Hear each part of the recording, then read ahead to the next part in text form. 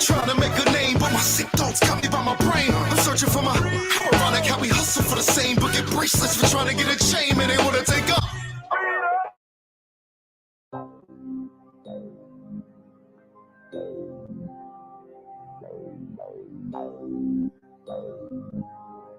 Gentle beats. How you think you Aboriginal when you look just like an African? Call them out for a debate. Pick the video and then I laugh. For many niggas ain't even know shit. I kept trying to get this nigga to share my screen, he wouldn't even show this shit. And they keep trying to play the straw man like I ain't noticing. But he out here blind as hell, he talking about his eyes open. He think he really doing something, whole time I ain't going. I told him come on and show that screen, the apple you pump fake. Call him Jimmy, he don't even pop out, cheap holiday in. Act like he started something, but he can't even defend. Now the apple's looking at you like shit, what you on? I ain't gonna let cost money like he take the decoy phones. Say fuck the apple dodge him, now he can't stand up. He say fuck that look of shit, my nigga, he said that. Hey, you better quit my little granny nigga shit, tell you that shit. How you got open smoke panel when you know for ducking face? How you think you Aboriginal when you look just like an African? Call them out for a debate. Pick the video and then I laugh. For many niggas ain't even know shit. I kept trying to get this nigga to my screen, he wouldn't even show this shit. And they keep trying to play the straw man like I ain't noticing. But he out here blind as hell, he talking about his eyes open. He think he really doing something, whole time I ain't even going. I told him come on and show that screen, the apple you pump fake. I told him come on and show that screen, the apple you pump fake. How you got open smoke panel when you know for ducking face?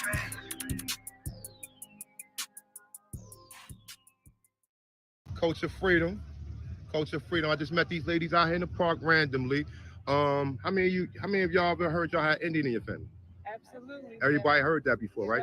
Where did you hear it from? Who was the person that told you? Our grandmother. Once again, thank you very much, lady. I appreciate it. All right. Grandma said, I'm not an African. Grandma said, I'm an Indian. Grandma said, I'm not an African. Grandma said, I'm an Indian. Grandma said, I'm not an African. Grandma said, I'm an Indian. Grandma said, I'm not an African.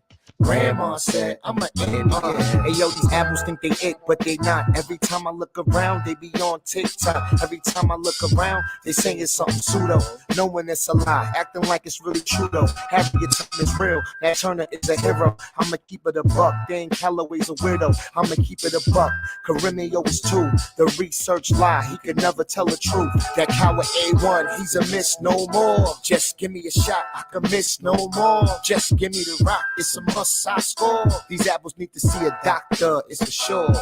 Hey, Grandma said, I'm not an African. Grandma said, I'm an Indian. Grandma said, I'm not an African. Grandma said, I'm an Indian. Grandma said, I'm not an African. Grandma said, I'm an Indian. Grandma said, I'm not an African. Grandma said, I'm an Indian. Grandma said, I'm not an African. Grandma said, I'm an Indian. Grandma said, I'm not an African. Grandma said, I'm an Indian. Hey yo, these apples think they real, but they fake. Always on YouTube, we could never get a break. All they do is cherry pick, die at their own sources. Pick the copper color, but not the head of the horses. And DNA is not real, it's only for entertainment purposes. Can't believe how many times I heard this shit. Can't believe how many times I heard the same shit. Asking for the slave ships. Grandma said, I'm not an African. Grandma said, I'm an Indian. Grandma said, I'm not an African. Grandma said, I'm an Indian. Grandma said, I'm not an African. Grandma said, I'm an Indian. Grandma said, I'm not an African. Grandma said, I'm an Indian. Grandma said, how many times Grandma said, we got Indian in us? It's a legend. It's a family legend. Grandma said we had Indian in us. Grandma ain't say we was Indian though. Stop taking grandma out of context, man. Stop lying on granny, man. Cause grandma ain't say shit, man. You said it, man. You said it, man.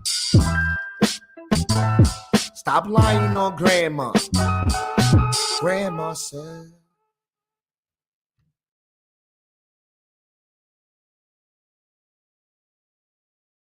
I'm gonna ask you a question now. But why do you keep calling them an Aboriginal? Why do you keep calling them an Aboriginal? Because we the ones who made these cities. Slaves didn't make cities because they didn't make cities work. Stop this shit right now. So look, Cass, we got to take our people back. They keep trying to name these people Aboriginals and all this other shit, and they're not. So this is Benjamin Banneker. He's the son of Robert Banneker and Mary Banneker, right? So let's come down here real quick. It says from their descendants genealogists. Their descendants genealogists. Their descendants genealogists. Y'all understand that? His grandmother Molly was an English dairymaid who had been falsely convicted of theft, indentured to a Maryland tobacco farmer. After working out her indenture, Welsh rented a farm, some land, eventually purchased 2 African slaves. No, yo, stop, Rob, stop. Be quiet. You can hold on for 2 seconds. Welsh rented and farmed some land, eventually purchasing 2 African slaves, who she freed several years later.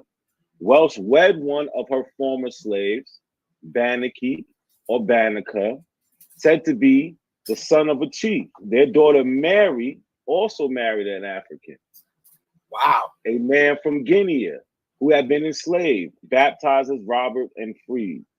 So where do y'all get, and it says who took Banneker as his surname upon the marriage. So we got Molly, who marries the first African. They have a daughter named Mary, right? So here's Mary Banneker.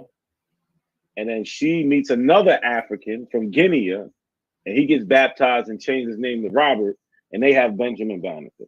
So that's what I'm here for. I'm taking back the ancestors. He's an African. Y'all gonna stop trying to bring him up as an Aboriginal. That's just it. He's an African. Okay, can I just rebut it? Can I rebut it? Just 1 second. There's nothing to rebut.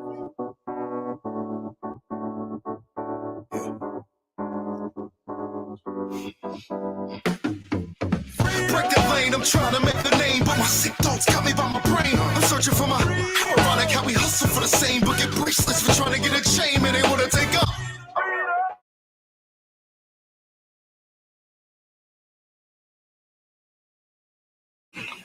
They were brought here from the soils of Africa. This is the problem, Cuddy. I want to talk about what the black people said, what the black people went to. They want to go to some whole other shit. They run from the question. They can't find anybody who says what they say. Can you find? Why are you lying? Martin Luther King. No, he doesn't. Bro, what are you talking about, man? Hey, hold on. Didn't you just see me playing? No. Okay. Hey, listen, fam. Go ahead. Hey, bro, we're not gonna let you just come over here and say dumb shit when we have archaeologists that from the 1800s. Books, we got plenty of things. But hold up, Chief. I need him to address the Not a science, coincidence. bro. Not a coincidence. Didn't you just see me play Eddie Griffin, and he just spoke to that? I just played Tariq Nasheed the other day. He wants to find some pale skin. I'm saying. He needs pale skin to say it. I'm saying, what do you need? What are you saying that we're lacking? So look, this is what you're lacking. Somebody made the claim that Martin Luther King says that we're Aboriginal. What I just put in the back chat is a speech. No, he said we're exiled in our own land. Don't do it. No, we're not about to do that. We're not going backwards. Let's go to what we could prove. He never said he was African. We know that. Stop it. We're going back to the science. All right. You sit on a throne of lies. No, you said that we don't have any foundation. No, sir. Only address the science that we're providing. It take me 10 seconds. Okay, then address the science, please. The claim was MLK saying exile the own land, which equals Aboriginal. What I'm saying, I put a speech from 1966, March 17th, where he says that we came from Africa and was in slavery. Y'all be lying.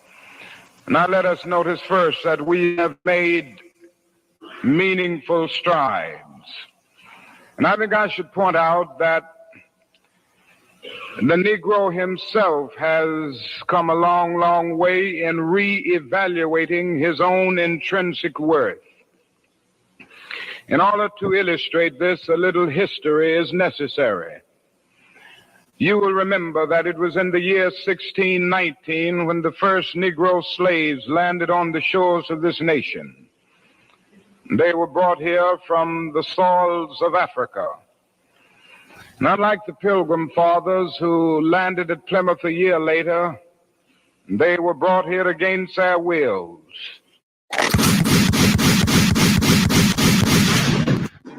Well, I'm out, man. That nigga's tripping.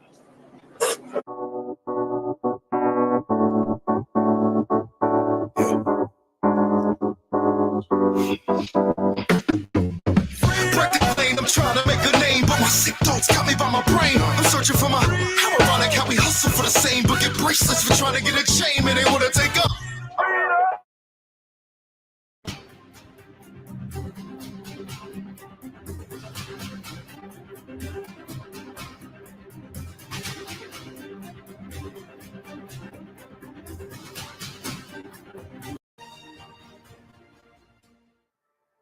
Welcome back to the 28 Days of Blackness. My name is Tiffany McQuarrie, and I'm representing the Jersey City Free Public Library. Today, we explore a powerful and enduring tradition born out of the post-Civil War era: family reunions. Join me as we dive into the history and the significance behind reunions in the African American experience. In the aftermath of slavery, the disruption of families was very painful. Families were torn apart, and the lack of information about whereabouts of loved ones haunted many. Yet, from very challenging backdrops, this emerged the family reunion. Slavery's legacy resulted in forced separation of families. Husbands, wives, parents, all separated. Children sold off to different parts of the state, without consideration of bonds that might have held them together. After emancipation, many freed individuals faced the daunting challenge of not having the information about the whereabouts of their families. The scars of slavery lingered, but the search for family offered a glimmer of hope. Freed individuals embarked on the arduous task of searching for family. Community networks, word of mouth, and later written correspondence became crucial tools in the quest to reunite loved ones. Recognizing the importance of reconnection, individuals took the initiative to organize family reunions. These gatherings became the beacon of hope, providing a space for dispersed family members to come together once again. As time passed, the process for searching for family members evolved. Documentation, records, including church records, census data, genealogical research became instrumental in tracing and locating family members. Individuals who had endured the trauma of slavery were able to be reunited, share stories, and rebuild relationships. Family reunions born out of adversity have become a lasting cultural tradition celebrated annually by many African American families. These reunions serve as a powerful reminder of the resilience, strength, and the enduring importance of family connections in the face of historical challenges.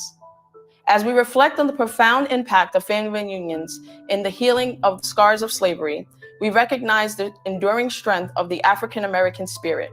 When I first started working at the library, I was able to find information on my own family. They have this great resource called the New Jersey Room, and I looked up my great-grandfather, and I was able to find out that he worked right here in Jersey City for the railroad until he retired, and I found his obituary and everything. And it was a great opportunity for me because I had other than his name, I knew nothing about him. I knew nothing about his history. I still don't know, if he was born in Jersey City or not, but I do know that he worked on the railroad, and I worked right at Lackawanna. So for me, that was nice to be able to have that little piece of history.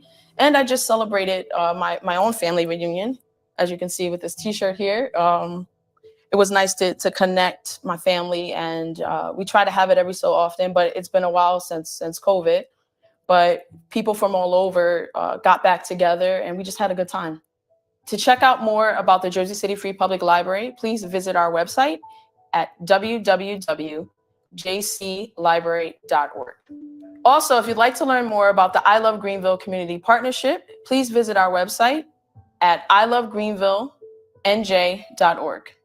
Join us next time as we continue to uncover the untold stories that shape the 28 Days of Blackness. I am Tiffany McCreary, and thank you for being with us today.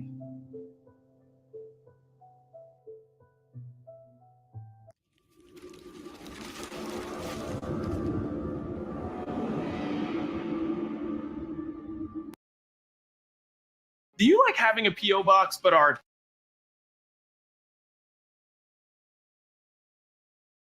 in Lithonia has an especially celebratory 4th of July. Today, the Summerhours are together for their 100th family reunion. Fox 5's Alex Whitler is live at the reunion now with a look at what makes this Independence Day priceless for this family, Alex. Yeah, priceless is the perfect word, Christine. At first glance, if you were to take a look, this just looks like a regular 4th of July cookout, but it's really so much more than that. Even though you do see people donning their red, white, and blue, each different colored shirt marks a different branch of the Summer Hour family tree, and their family has reunited every year since 1923. The family has started to show up to Lithonia Park since about 2 o'clock today, but the celebration started days ago. It's always 4 days long with a cookout to culminate it all on the 4th. And if that sounds like your family reunions, the Summer Hours say that's the point. These gatherings are significant in the Black community, and they say they hope they always will be. After slavery ended, we were scattered. Our family members were sold and bartered off. And so it was really important for people to gather and go find their family. Even though we've done it every year, this year really was impactful for us to understand just how magnificent it is and how unusual it is, and basically how we've kind of taken it for granted because we just gather annually. Now, of course, she's saying it's unusual because she knows how much work it goes into getting everyone to come out for a family reunion. And if you take a look at the crowd here, it's only growing in one sense. In another sense, they're headed over to the nearby pool. But stick around because when you join us for the news at 5, we're going to talk about why the Summer Hours chose July 4th to celebrate their family history. Reporting in Lithonia, Alex Whitler, Fox 5 News. Your child needs these 3 key factors to 150 years of one family story, but that story has special significance to more than just that family. Their story is special to the history of the state and perhaps the whole country. News Channel 5's Forrest Sanders heads to a reunion to talk about family and promises. It's been a long time since everyone's been able to get up and dance together. Out here, 100-degree weather, nah, not today. Maybe tonight at the hotel under the air conditioning. Oh, Lord, that breeze feels good. There are a whole lot of familiar faces. Some of them I remember and some I don't. And there are some new faces since the last family reunion. We have gathered 16 times since 1972. Carol Brenson Day, Gloria Ferguson, and granddaughter Nicole Leonard and Joyce Acklin are just a few of the women who carry the story of their family. They remember being children on the family land in Murray County. I played there as a child. Remember, we were talking the segregated South. To feel free, it was all family. But there's something truly special about this land and the family of Nicholas and Kissy Chavers, married in 1872, a Black couple in the post-Civil War South living on their land.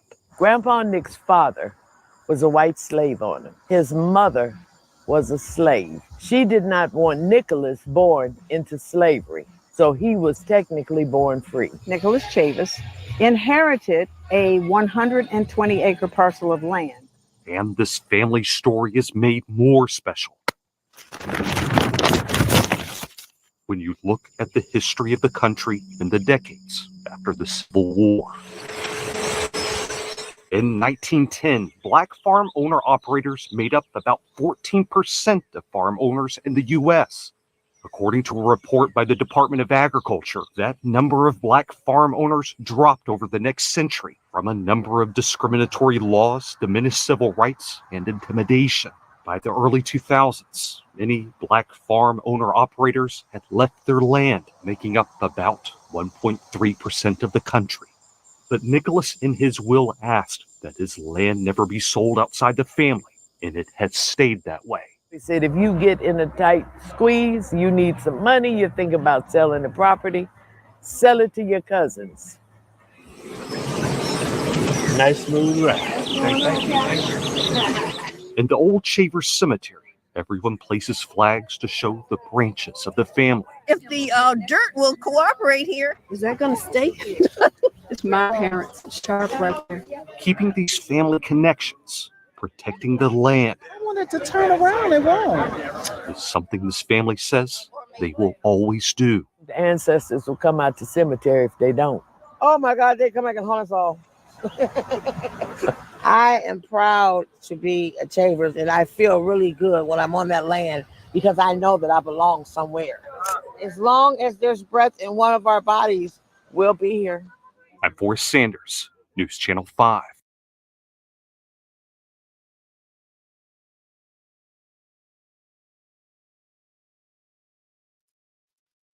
Peace.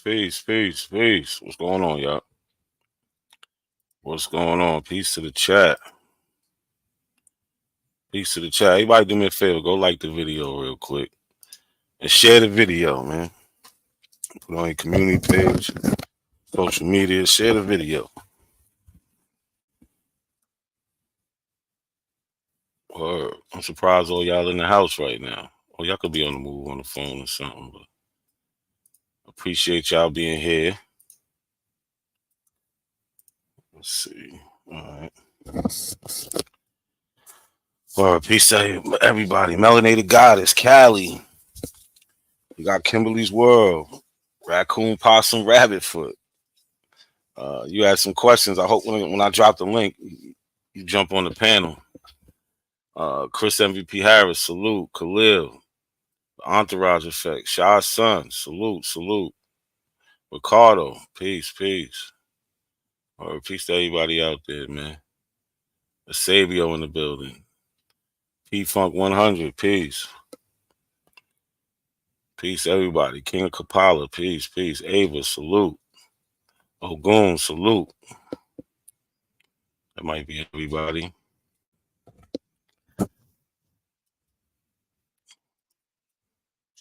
Hold on.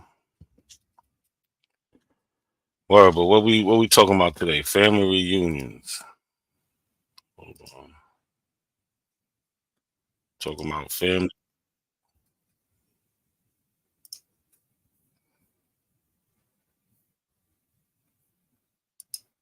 All right, here we go.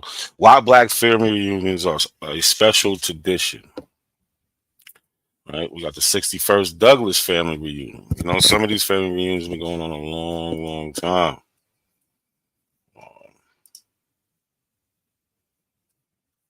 Long time. So let's get into this. Black family reunions. Matching t-shirts, picnics, whiffs of tender barbecue floating through the air, line dancing, everyone getting along. Well, getting along most of the time. You know what I'm talking about. Oh, yes, the Black family reunion, baby. It's a pretty standard concept, and most of us have been to one, whether we bounce through every few years or attend regularly.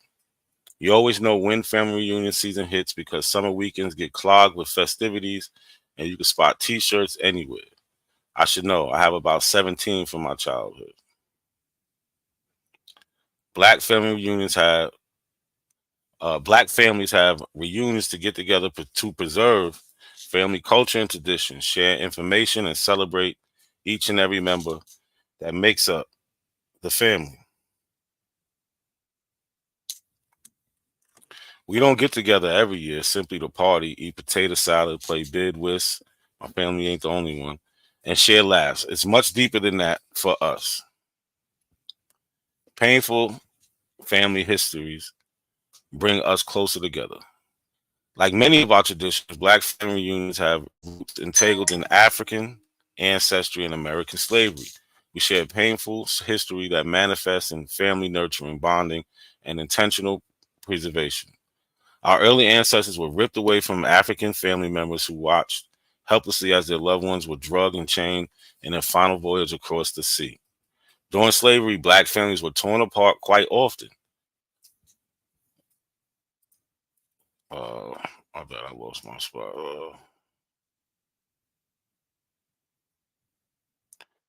Black families were torn apart quite often with slams of the gavel as members watched their loved ones sold away on auction blocks.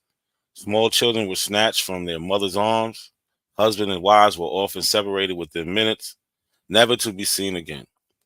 The hard and loving work of marriage just gone in an instant. Aunts, uncles, cousins, and friends plucked from family units and shipped off to other slave plantations. Human lives pulled apart and dispersed across the South like sheep and cattle. Slavery got no respect to the Black family, but still we rose. We made our own traditions and followed our own rituals to uphold our family, despite all the hardships against us. We could not legally marry, so we jumped brooms. We weren't allowed to read, but we learned anyway, and huddled in darkness at night to pass the coveted knowledge to other family members. We couldn't openly praise and worship, so we went to church, aka church in standard English, and had hush harbors, praying in secret in the darkness. Way behind the slave quarters, you see slaves were not allowed to congregate or worship in groups for fear they may rise up and revolt. You know, that's something we always talk about, the revolts. Rise up and revolt against their masters. Imagine having secretly worshiped your God. Right, just the old alley plantation slave quarters.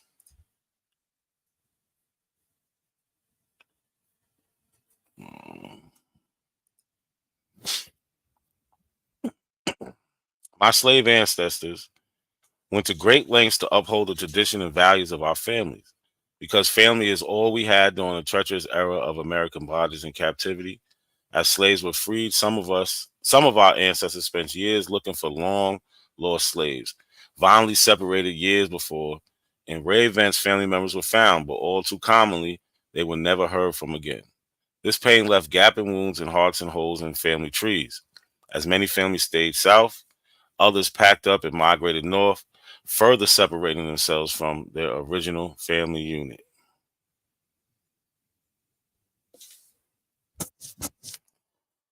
After slavery, Black families continued to experience hardship and institutional barriers that threaten our substantiability throughout the Jim Crow and Civil Rights Movement eras. As Blacks assimilated into white culture, the older relatives were tasked with passing down family history and traditions. In some cases, word of mouth was the official family record.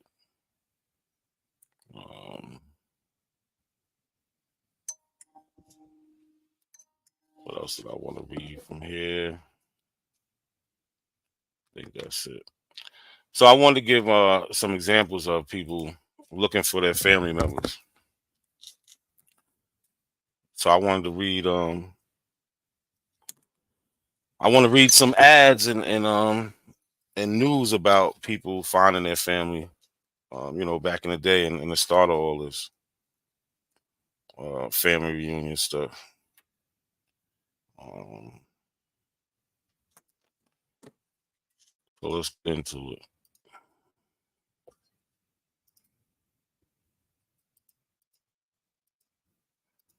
All right, so here we have brothers Nathan Branch and Lee Branch reunited after 66 years, right? This is from the Chicago Weekly Tribune, July 14th, 1899.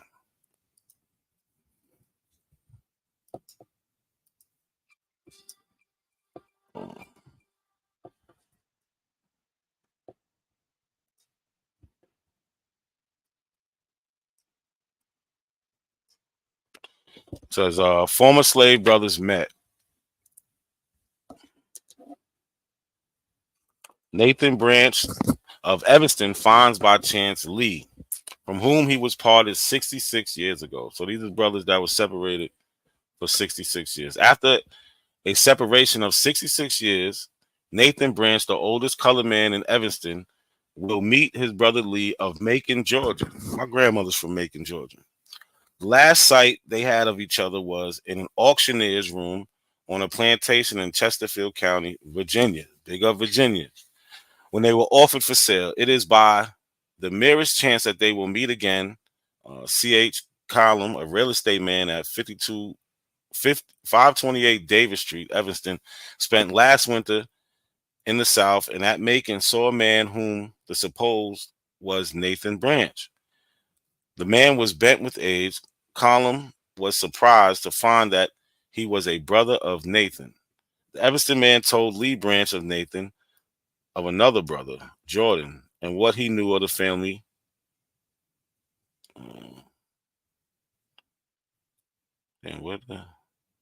Jordan, and what he knew of the family history. And Lee recognized many of the facts as tallying with dim memories of his boyhood days. When Callum arrived in Evanston a few days ago, he told Nathan of the incident, and letters were immediately sent to Macon, and replies are expected next week. There were 4 boys in the Branch family, and all were born in Chesterfield County. Lee, born in 1815, was the oldest. Robert, the next, died in Tennessee last fall. Nathan and Jordan, who lived in Evanston, are over 70. In 1833, their master died, and they were auctioned off.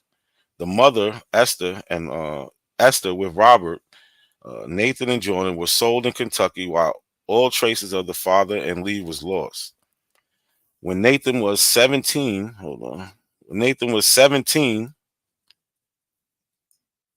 he was sold again, and with his brother Robert was carried to Tennessee. Later, he was taken back to Kentucky. The war gave Branch a chance to escape, and he fled to Columbus, Kentucky, where he became a roustabout with Company D of the 134th Illinois until it was mustered out in Chicago, when he went to work at the Sherman House. 3 years later, he moved to Evanston. He is the messenger of the post office and lives at 1705 Lake Street. 10 years ago, he induced his brother Jordan to come to Evanston. Branch is the member of the Colored Baptist Church. So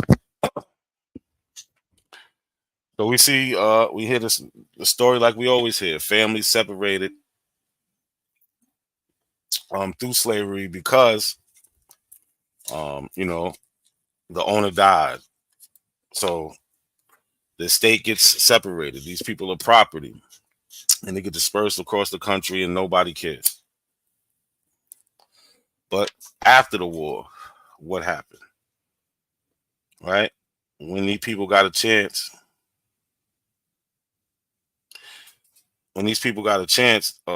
first chance they get, they start looking for their family members.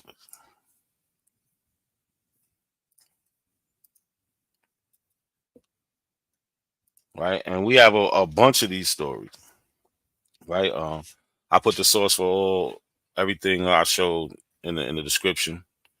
Right? But Abos, I heard Abos say that family reunions are powwows and things like that. There's no evidence for that.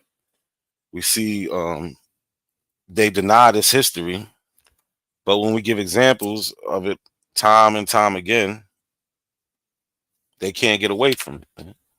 You cannot get away from this history. It's like, who's gonna make this up just to try to pass off some fake slavery story to us? This is ridiculous. This is Green Morgan and Prudence Crone reunited and remarried after 30 years separation. 30 years separated. They remarried.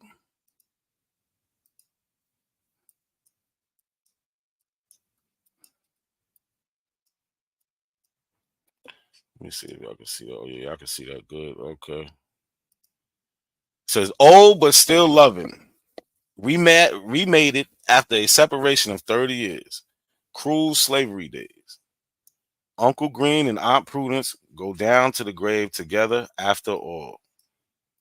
So they was married and they got back together. It says February 5th, a marriage ceremony in the Colored Methodist Church here today developed in an antebellum romance of more than the unusual Enoch Arden tendencies. Contracting parties were Uncle Green Morgan, 70 years old, and Aunt Prudence Crone, 68. It was a second marriage between the two. In 1858, during slavery days, Prudence Morgan, the slave wife of Green Morgan of this place, was sold to Louisiana to a Louisiana planter, separated from her husband and taken south. So it looks like she went from Kentucky to Louisiana. Years rolled on. The war came, ended. Slavery became a thing of the past, and Morgan never heard of his wife. Finally, he gave up. He gave her up for the dead and married again. But this wife, he had several children, all now grown up, 2 of them married and with families of their own. Last year, the second Miss Morgan died. Uncle Green began to primp and look out for a third matrimonial partner, when one day he received a letter with a Texas postmark.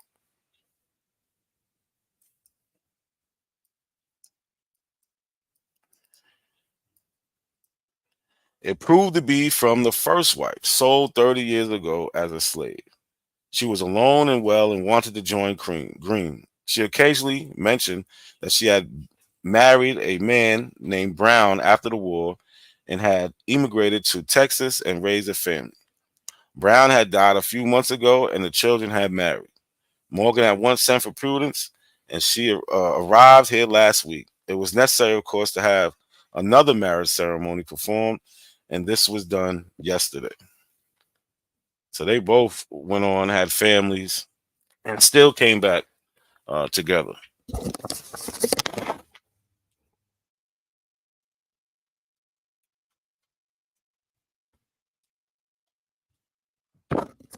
Word, and still came back together. That's real love. He sent for his. He sent for his. What they call that? He flew out.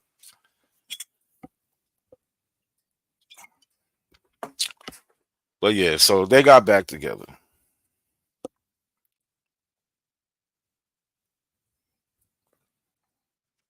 That's a fact, Melody. It's a knock could do a 24-hour show showing slavery, and they would still say that ain't everyone. All while not proving Black Indians that are not mixed with Native Americans can't make this stuff up. That's a fact. We say this shit all the time. They never prove anything. They just deny. I mean, the slave record is just it's infinite amount of documents and evidence.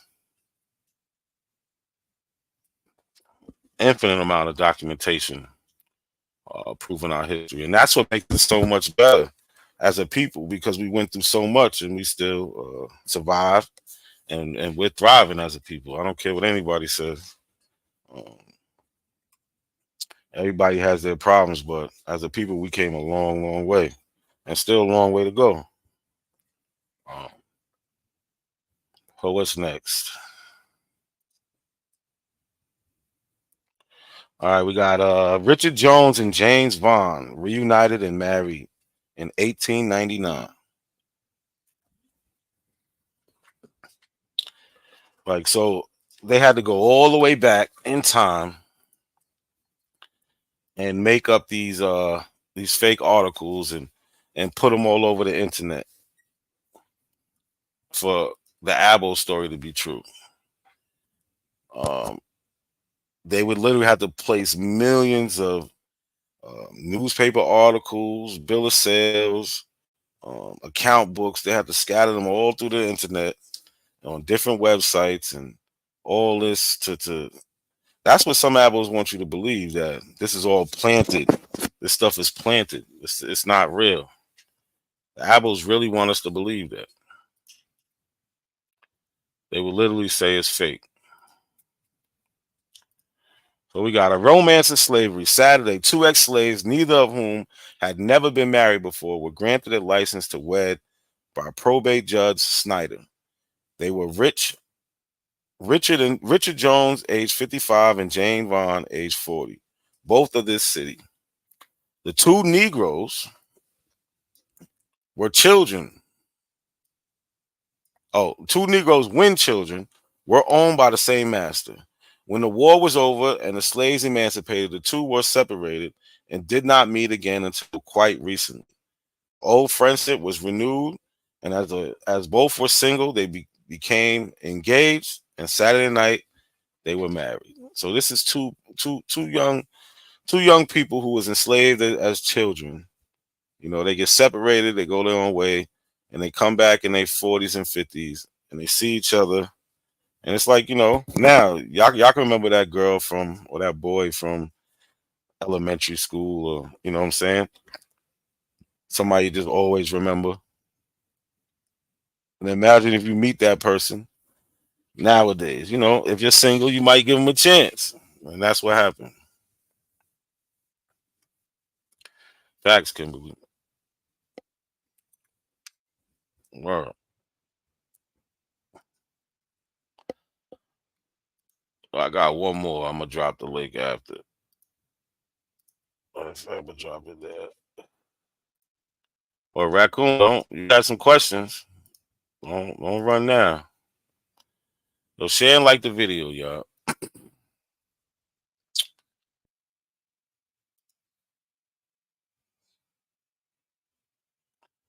So we got Mr. Ambrose reunited with his family. National Anti-Slavery Stand in New York, October 12th, 1865.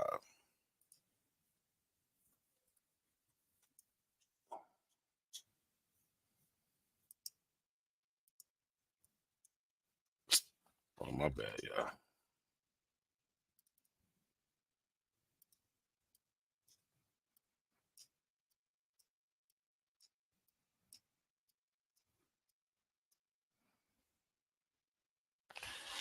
A family reunion. How an escaped slave became wealthy and discovered his relatives. A Chicago. Yeah. What the fuck going on?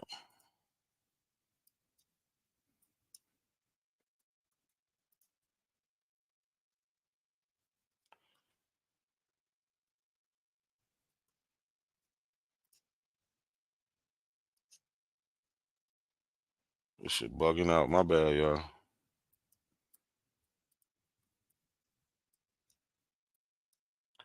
All right, so a Chicago paper tells a story of the return to the South of an escaped slave who had amassed wealth in the North and recently started on a journey to discover his relatives, whom he found in Louisiana.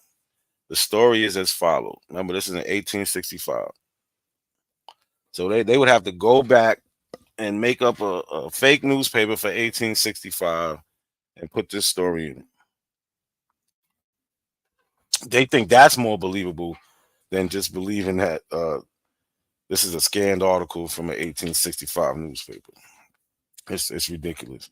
A few years ago, a runaway boy with his face turned over his shoulders to watch against pursuit came from the state of Kentucky and slavery to Illinois. He stole away in the night. He stole more than that, for he stole a likely mulatto boy worth a plump $1,000. He ignorantly forgot the guards with which the Constitution and the laws had set about the sacred institution of the South. He little reckoned that by his individual act he was swelling the amount of aggravation which at its height would induce its possessors to set their end of the national temple on fire. 10 years from the time when the runaway Kentucky mulatto boy 10 years from the time when the runaway Kentucky mulatto followed the North Star, he began his return journey in broad daylight in a first-class car with his fare paid. The fugitive slave law was a forgotten whisk. He journeyed south as leisurely and as much at his ease as the proudest peer of the land. With a full purse and a comfortable bank account to draw upon at home, this slave boy of 12 years ago was now to make a thorough search among the ruins of the fallen prison house of slavery for the mother and sister he left behind him in his flight. From that journey, he was just returned successful. He visited the lower landings of the Mississippi, patiently followed up every clue he could, gained in New Orleans, and at the close of a day's ride a few weeks since, came upon a straggling eastern Louisiana household. And behold, his mother, brothers, and sisters stood before him. The Edict of Freedom had reached that place, and the freedmen were working by an arrangement with their mistress. Their master was dead. He vindictively followed a brother of Mr. Ambrose into the swamps, retook him, but also took cold, lived only to flog and sell him in Mobile for a haystack of rebel notes. So he ended up getting sick after chasing a runaway, and then returned his face to the wall and died. The whole family were wretchedly poor, and the mistress not too proud to receive a sum of money from her returned runaway. There is but little more to add. Mr. Ambrose, having recovered his family, intends to establish them at their wish on a farm near Madrid, Missouri, according to their preference. Although he offered to bring them to all the Illinois, it is one of the reunions of families of which there will be many, the fruit of the great manumission. So we had one. So we got this guy that I'm glad you came up here, Kelly. But that last story, he ran away. He was able to become a successful businessman. He came back with that money looking for his family. He said, listen, y'all can move wherever y'all want. I'll buy y'all a place. I don't like where y'all living. But what's good, Kelly? What's happening, bro? I'm on 2 panels simultaneously because I've been on TikTok, right, battling labos. So, but I saw you coming on. I said, oh, man, he's on a subject that I like, too. We'll talk about family. I actually put a link in the chat. I got it on the screen now.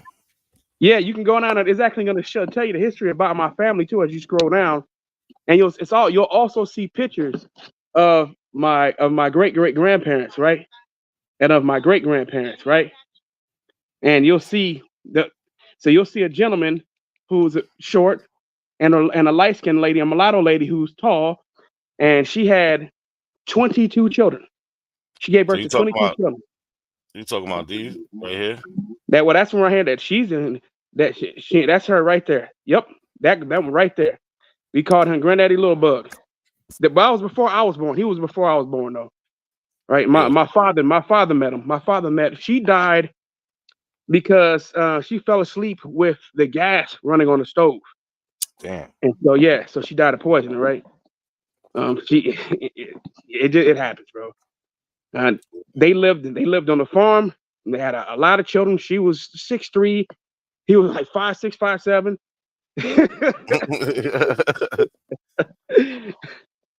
But yeah, you go through it. You can see my family's history in Texas. They have family reunions in Duncanville and Dallas every year, and it's a very interesting history. And we're still looking. We're still trying to find out about several family members. It's on both sides of the family. You can't find everybody. It's difficult, man, to put together the tree, bro. It took me, I don't know, maybe almost a decade to put together the tree that I put together.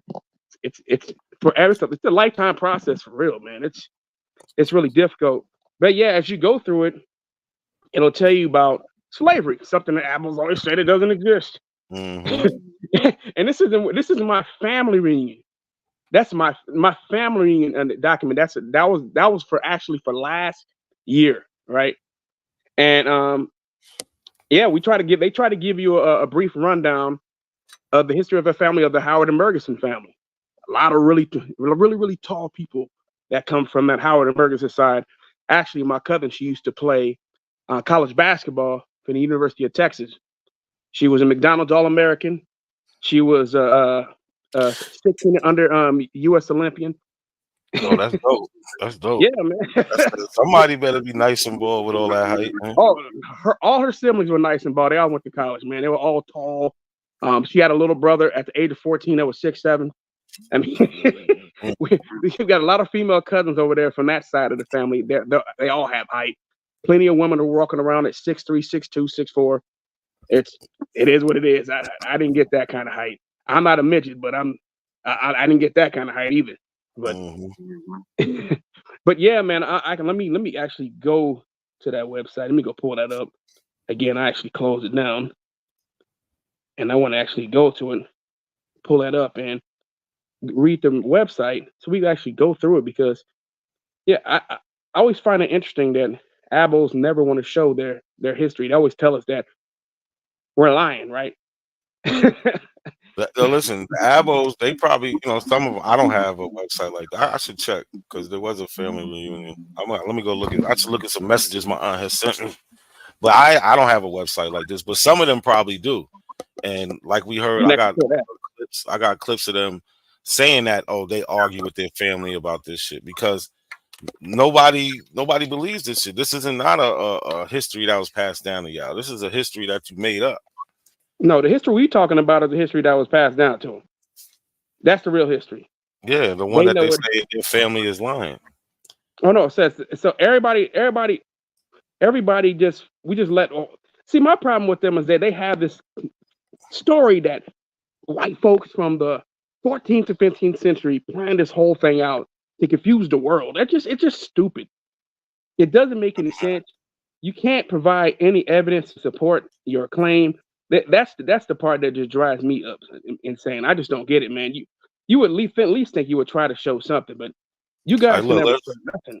Like, listen to them real quick, Callie. And this is why we talking about their family don't even agree with them. Right? They go to these family reunions, they be having history laid out for them, and they just be like, nah, that's not true. They arguing with their people. Yeah, after this, I'm gonna read. Go ahead and play this. Yeah. So it is.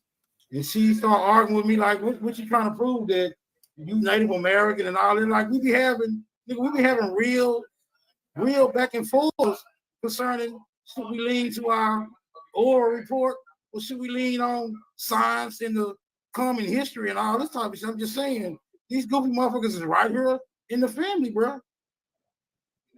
Smoke, you ain't never lied about that. Smoke, you sound exactly like me. You just told my story, bro. I got a aunt that do the same shit, bro.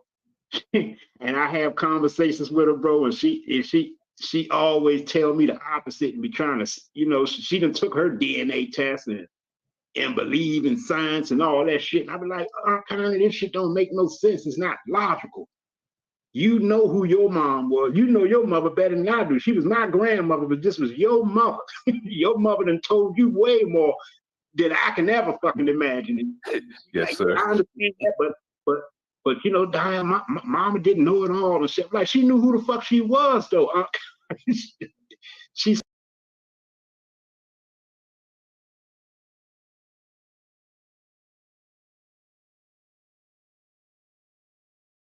Yeah, they go back and forth with their own family about this shit. They family don't even believe.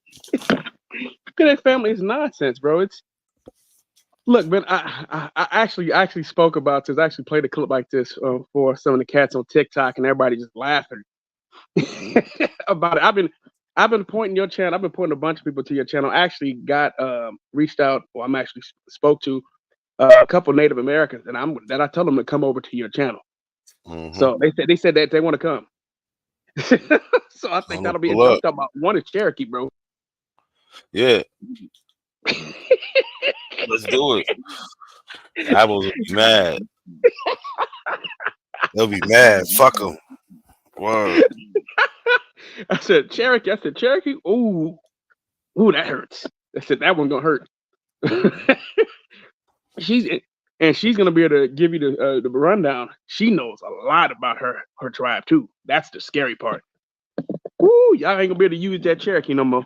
You know who's Cherokee? 111 Truth. Oh, he's Cherokee too? Yeah. A couple of niggas are Cherokee. Everybody. That's the go-to. Yeah, but this woman is actually one of the ones that we crossed the Bering Strait. This is not, you know what I'm saying? No, I'm talking about as far as black people. Yeah, I'm talking about black people. Folk, yeah. You always hear black people say, they Cherokee. Yeah, they always point to Cherokee, Choctaw. They always say Cherokee, Choctaw, Chickasaw Creek. They'll even throw in Seminole and Blackfoot. Those are the six you always hear, right? I rarely hear them say anything else. They always point to those. And that's why it's like, normally 6 of the most well-known tribes in America. It's convenient, right? We know how those stories got it, but they never said that we were fully indigenous. But yeah, I'm gonna read this right here. So it talks about our rich history, right? And it says, here we go. It says how the Murchison Howard family evolved or came to be is a story of one woman, Ella Fitz Murchison, known as Mama to many of her descendants.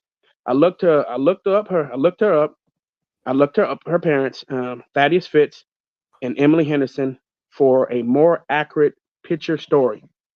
In the year 1828, Thaddeus Fitz was born in Alabama, most likely to an enslaved woman. Slavery was the main source of labor in America in 1828. The cotton crop reigned as lifeblood to the state of Alabama's economy in 1828. He said no information on Thaddeus' parents or who owned him is known at this time.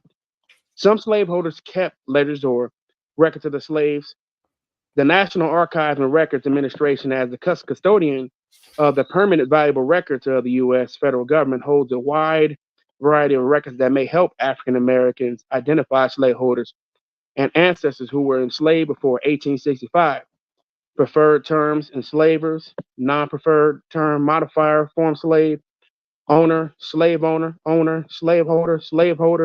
slave master, slave master, or mistress. The 1870 census list, Thaddeus Fitz, 37 years old, his wife Emily Henderson, 26 years old, and their 5 children. Ella was 2 years old on the census record, her birth year being in about 1868. The third child after Catherine, 7 years old, and Nisa Ann, 4 years old, but before Jane, 3.5 years, and Oliver, 0 years. Her death certificate, she died in 1948, lists her birth year as 1855. It appears quite common for mistakes such as this to be found on legal documents. It appears possible that Ella was born to Thaddeus Fitz and Emily Henderson July 20th, 1867, in Nacogdoches County, Texas, records show. Thaddeus lived in San Augustine, Texas on July 29, 1867, and Nacogdoches and 35, which is 35 miles from Augustine. When Ella was born on July 20th, 1867, in Nacogdoches County, Texas, her father Thaddeus was 39 and her mother Emily was 23 years old. She had her son Willis Howard with Tony Hyde Jr. November 1st, 1885. Ella Fitz married Sam Murchison in 1891 when she was 24 years old, and they had 8 children together. She died on October 15, 1948 in Freestone County, Texas, at the age of 81, and was buried there. Ella's children were Willie Howard, Henry Malone, Lizzie Murchison, R.T. Murchison, Ada Murchison, Eda Murchison, Lily Mary Murchison, J.P. Murchison, Hattie Lee Murchison, L.C. Murchison. Howard became Willie's last name, whether he decided on the name or maybe it was his mother Ella. We may never know. There are a few stories out there, though, and that means the descendants of Willie Howard are not related to any other Howard family anywhere. And so it goes on some more. I could talk about it. It even goes on to, it talks about, President Lincoln issued preliminary Emancipation Proclamation in the midst of the Civil War. And we got Civil War records in our family as well. My family fought in every war that this country has ever had. Everyone. Every single one. And we got the records to actually support that. I don't have to make up stuff. See, I can show stuff like this to prove who I am. You guys have never shown anything. I don't have to make up stuff. I'll just show it because I know who I am. I don't have to pretend. Yes, slavery happened in the United States of America. The reason we've created our culture is the way it is, was mainly determined by our conditions. And we were able to maintain as much Africanism as we could, but we also adopted things from other cultures as well, right? Like Europeans and Native Americans, because those are the people that we were around. So our culture is rooted in West and Central African cultures, but with European aspects and Native aspects. Those are the facts. But as you can see, right, we got together because this was the opportunity for family members to come from distant places, East Coast of the United States. It was sometime at that time they weren't traveling from as far away as they do today, but they can come from miles, right? They can come from different parts of the state of Texas. Different in some cases, they can come from outside of the state of Texas. They can be coming from Louisiana. They could be coming from Oklahoma, right? And they can come and they can all meet in one location and celebrate a family. And the fact that in some cases, some folks served in the military, they can celebrate the memory of someone who might have died in war. They just celebrated being able to get a chance to get together, because during slavery that really didn't have an opportunity to do that. So once they got free, this was an opportunity for people to do in the same family, people who were related to each other, to come together and spend precious time together. And that's why it's still practiced today. Yeah, facts, Colin. Facts. So man, this is beautiful. I'm happy that you came up with this today. I've been wanting to share this for a while. So I'm glad you came up with this subject, man. This is a great subject to talk about. Absolutely. Yeah, because it all ties back to, that dark past that people are trying to deny. You know what I'm saying? It's not that is all we want to talk about. It's just part of our history. If we go back far enough, that's all Black people's going to be talking about. In the 1800s, up until we was freed, all our newspapers, all our speeches, everything, it was surrounded by, you know what I'm saying, addressing the enslaved people, trying to help the enslaved people become free, like the other free Black people was. So just a large part of a history we can't get around. Yep, and not to mention they planned. They were planning ways. They were looking through the law. They were trying to find legal routes to try to free people. And we talking about the educated free people. Those people, those free people, also fought to try to free the rest of the enslaved Africans here. Mm-hmm. That was the goal. They talked about it regularly, all the time. That's what most of these meetings, they would go when they were going to church. They would discuss this. They weren't happy with some of the other people being enslaved. They didn't want none of them enslaved. Nope. That's why they was making groups to, trying to help them out, educate them when they could, feed them, clothe them. They go down there on missionary trips. Facts. So, yeah, it's wild to me, bro. I just don't get it, man. Had a dude. We were talking to some wild abo today on TikTok, and this dude we were talking about the Black Panthers and how they had solidarity with Native Americans, right? They had solidarity with all the groups, right? As long as they had a similar ideology or similar outcome, right?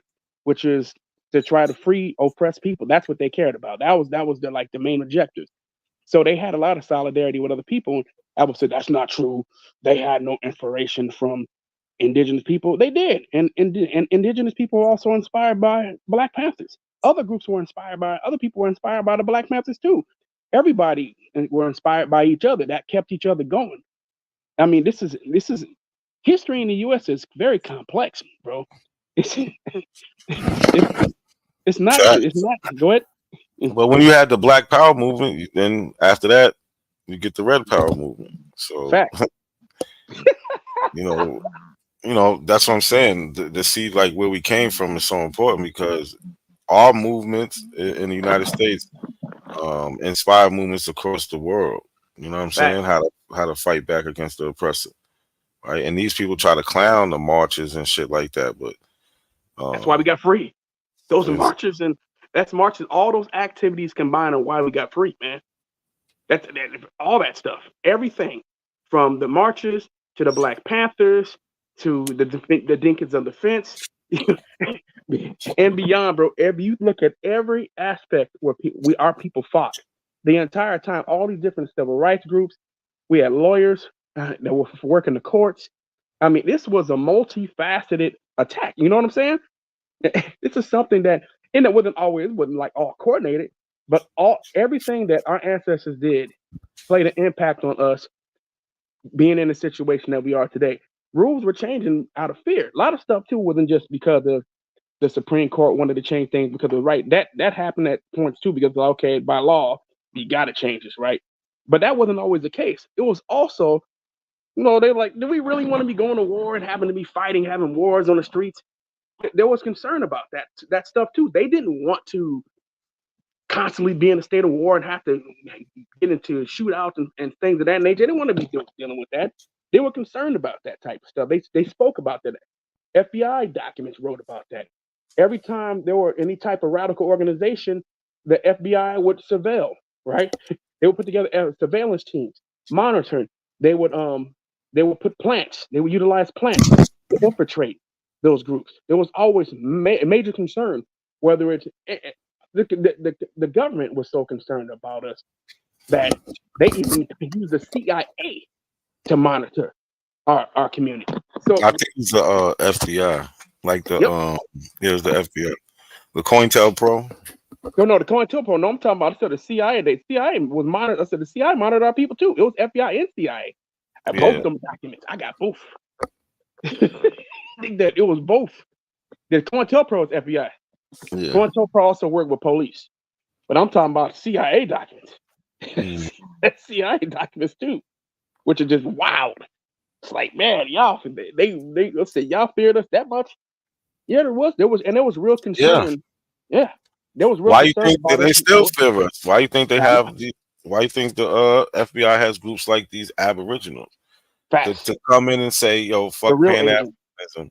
And my question to them is like, do y'all understand what Pan-Africanism is? It's just us working together for the benefit of all of us. Why would you say fuck that? Why would you not want to do that? And why would you that encourage? was one of the biggest Why fears, would right? you encourage? Why would you encourage other people not to do that? Like, wasn't Like, that's like one of the biggest. Somebody had to send you. That's all I'm saying. Fact. That was one of the biggest fears from the CIA was when leaders like Malcolm X would go abroad and meet with African leaders. No, Like, I'm there was not a even real talking concern. about abroad. I'm just talking about here in No, America. but I'm talking about the global unity period. They didn't want that, whether it was CIA, from the FBI, and I'm talking within the United States and also outside the United States. There was a multifaceted attack to make sure that those connections never took place. That's the point I'm trying to make. There really was a multifaceted attack to make sure there was never unity. You can't have that. That's dangerous. And reality is a lot of it's tied to resources as well. Like, if these people get together, right? Now they come together and they start building. These people have the ability to pull themselves out of the position that they're in. The continental Africans, they have the ability to utilize the resources in the right way, and these people can be on top. And we don't want them to be on top. So we need to make sure that these people remain in destitute, that these people remain with destabilized governments that we can take advantage of. If these people ever figure it out and they get it together, we're going to be in trouble. And so they cannot have that. And that's something that this is something that the CIA documents wrote about, something that FBI documents wrote about within the United States of America. Well, one of the main reasons why Fred Hampton was taken out, Fred Hampton was starting to make inroads with white kids. White students at Northwestern were starting to listen to him. That point, that's when they really started to panic. I'm talking about those in the government. And this was also written in, of course, the FBI documents, right? And so, and when you look into the history and you read the FBI documents, you read CIA documents, and you look at all the fear that they had and all the pushback and all that money that they poured in trying to prevent unity for Black people, that's wild. And that's why I have to really take a second look at being anti-Pan-African. I really started really pushing, really reassessing that lately. I'm like, yeah, there's something to this. When you go back and we really dig into the history, it's like, is it really a good idea to be an anti-Pan-African? The answer is no, it's not. The best thing, that's literally the best thing for Black folks.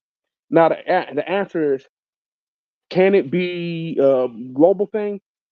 Probably not on a mass scale, but you got to start somewhere. You got to start small, right? And try to build from there. But man, I mean, when you start looking at the history and the effort that these people put in order to prevent unity of Black people, that's wild. That is wild.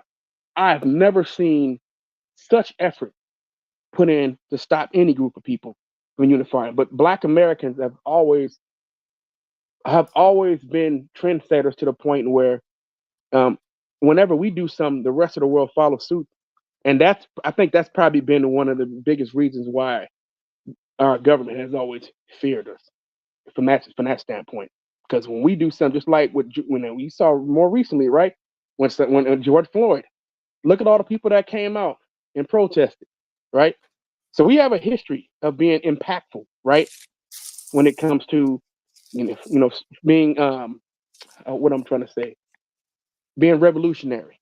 Our community is historically revolutionary, and and so when you pay attention to that type of history, man, it just doesn't make sense to be against Pan-Africanism, and that's why I said I had to flip, and that's something that I can't even believe I'm saying, but And yeah, I had to. you don't even have to call yourself a Pan African. It's just I know. it's the idea of us working together is a good idea. Right? I never going around in regular life saying, "Oh, I'm a Pan African." I ain't become a Pan African until I told them I was of African descent on YouTube. You know what I'm saying? But I always supported Black businesses and Same here. organizations. I never stopped. You know what I'm saying? So that's just something. Yeah, I'm not gonna sit here and like pull out and be wearing, red, black, and green colors all the time. Or I really don't do that anyway. I don't do that anyway. But going on, yeah, man, I'm just died in the war. I Pan African. No, I'm not. That's not me. But yeah, man, have an opportunity to buy Black. Yeah, I'm gonna buy Black. That's something. That's something that a lot of folks who say they're not Pan African do anyway. Exactly. That's the.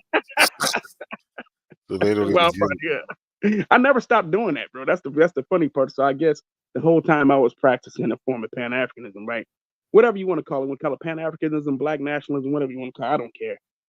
Just do it. Yeah. Just do it. Just support Black. Man, you Black, support Black. Let me address this comment real quick. Yeah, D-Red. That does happen in every group. They're afraid to challenge the authoritative figure. And that's the beginning of a cult, I believe. At least I believe. Well, yeah, we got because they always say that our money leaves our community fast. You know what I'm saying? The only way to keep it is to spend it. You know what I'm saying? In your community, at your barbershop. You know what I'm saying? Whatever community thing you have, and you hope that the person you're spending money with also buys something. Yep. Make sure they go recycle the same thing. So the dollars I just gave you, go give it to the next man. So if I'm going to you got a clothing store, you're Black, then I need you to take those dollars. I need you to go to a Black restaurant. I need you to, you know what I mean? They got Black gyms out here, right? Black people who own buy watermelons from the man selling watermelon. The watermelon Black man. farmers, right? Black farmers. We do. We got Black farms across the United States. You have an opportunity. You find a Black fruit stand, go buy from them. And it got to be just a good habit to practice. You know what I'm saying? You got a Black corner store, man. Those are rare to find now because mostly owned by Asians, right? But I mean, if you can find one, and if you have an opportunity, man, support him. Yeah, my kid's grandfather. The reason I brought the watermelon because my kid's grandfather every year he brings his truck down there, goes to the farm that they got down there in Alabama, and I mean brings up truckloads of watermelon. It's ridiculous, and just gets them shits off. Sell out quick. Like in bulk, single. You know what I'm saying, like he gets them shits off. Like, but it's that time of year though too, man. I'm telling you, I love watermelon too, man. That's enough, man. I be waiting to get that right one too.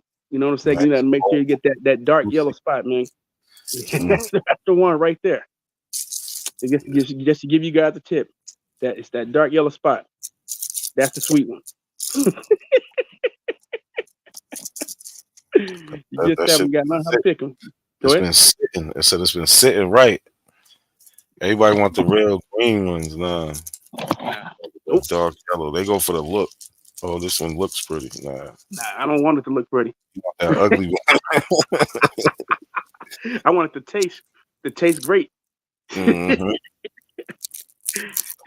Because once you gonna cut it open anyway, and then who cares what it looks like after that? Once you start eating it, you don't matter what it looks like.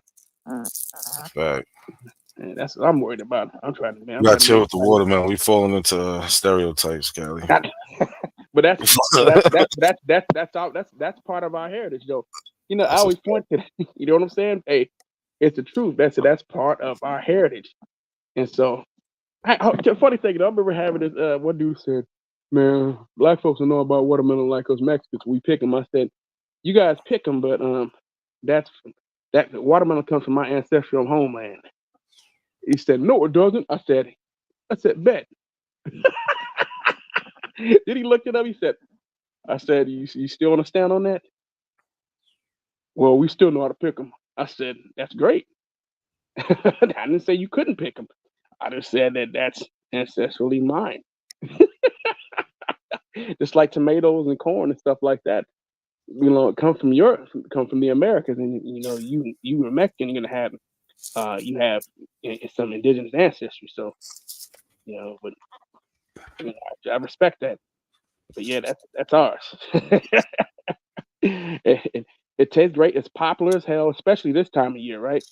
Like watermelon, you see everybody eat watermelon, man. That's just it became stereotyped to us because you know we know the history of it, right? Well, white folks utilize that against us big lips. Well, no, because I can tell you why. Because Mm-hmm. it's easy to grow, right? It doesn't Mhm. need a lot of attention while growing, so No. we can grow watermelon Mhm. and go off and do other things. And so we was making a lot of money off of watermelon. So they started putting that negative stigma on it, and that's why, because we was making money off of it. I might have a source about that shit too. Yeah, go pull that up, but that'll be a good time. Go pull that up right now. That's good. It's a good time to pull that up.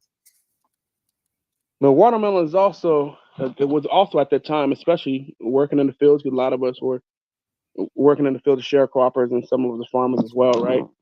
And it was also a good way to stay hydrated, right? So it had double the benefit. Not only was it good for monetary purposes, but it also was a suitable way to keep us hydrated.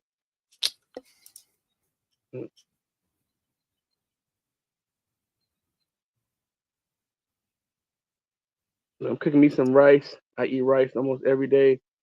I was raised that way. Reading the comments, we got Black Watermelon Guy in Detroit. He's been there for at least 40 years. And they trying to make me Cali, pay. you know, it's a long yellow back.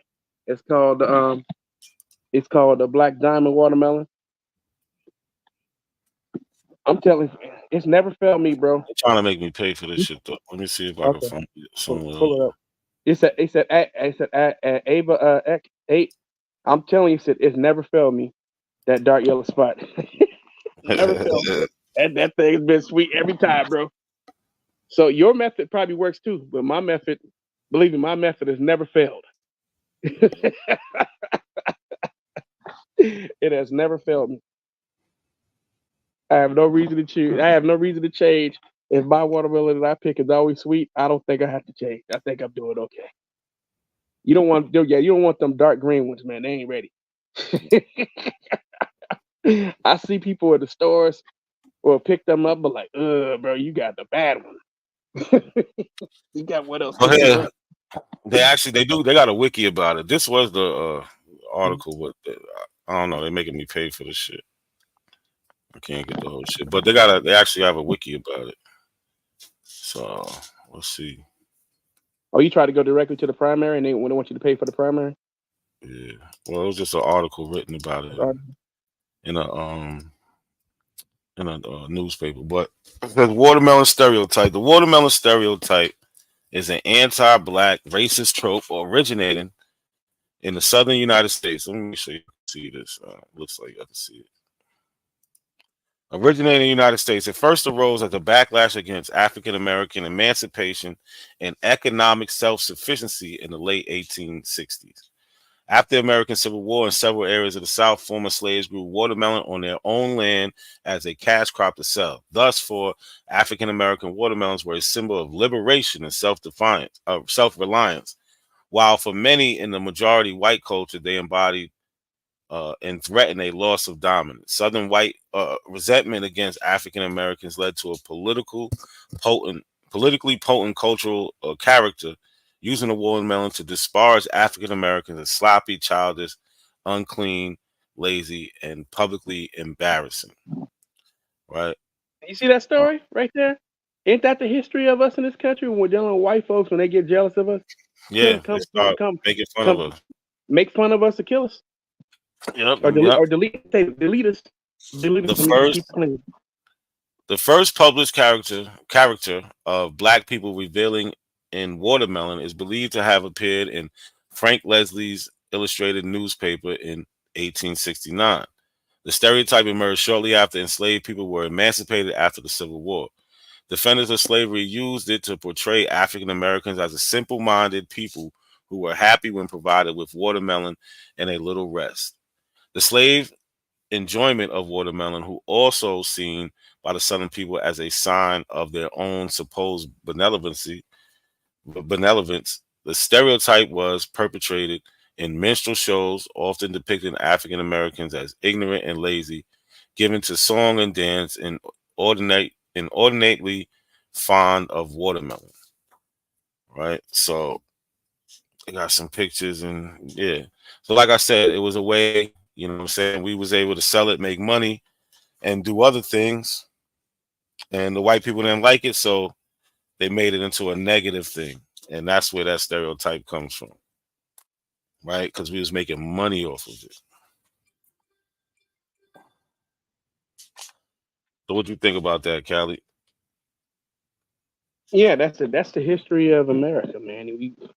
White jealousy, right? When it comes to Black folks, whenever we figure out a way to have success in something, even after they went out of the way to try to make sure we can never have success in anything. Anytime they try to put up obstacles, even whenever we have success, jealousy would always pop up. Like, how these Negroes having success when we've put every obstacle in the way, we put every barrier up to make sure that they never had any success. So at that case, now it's time to denigrate them.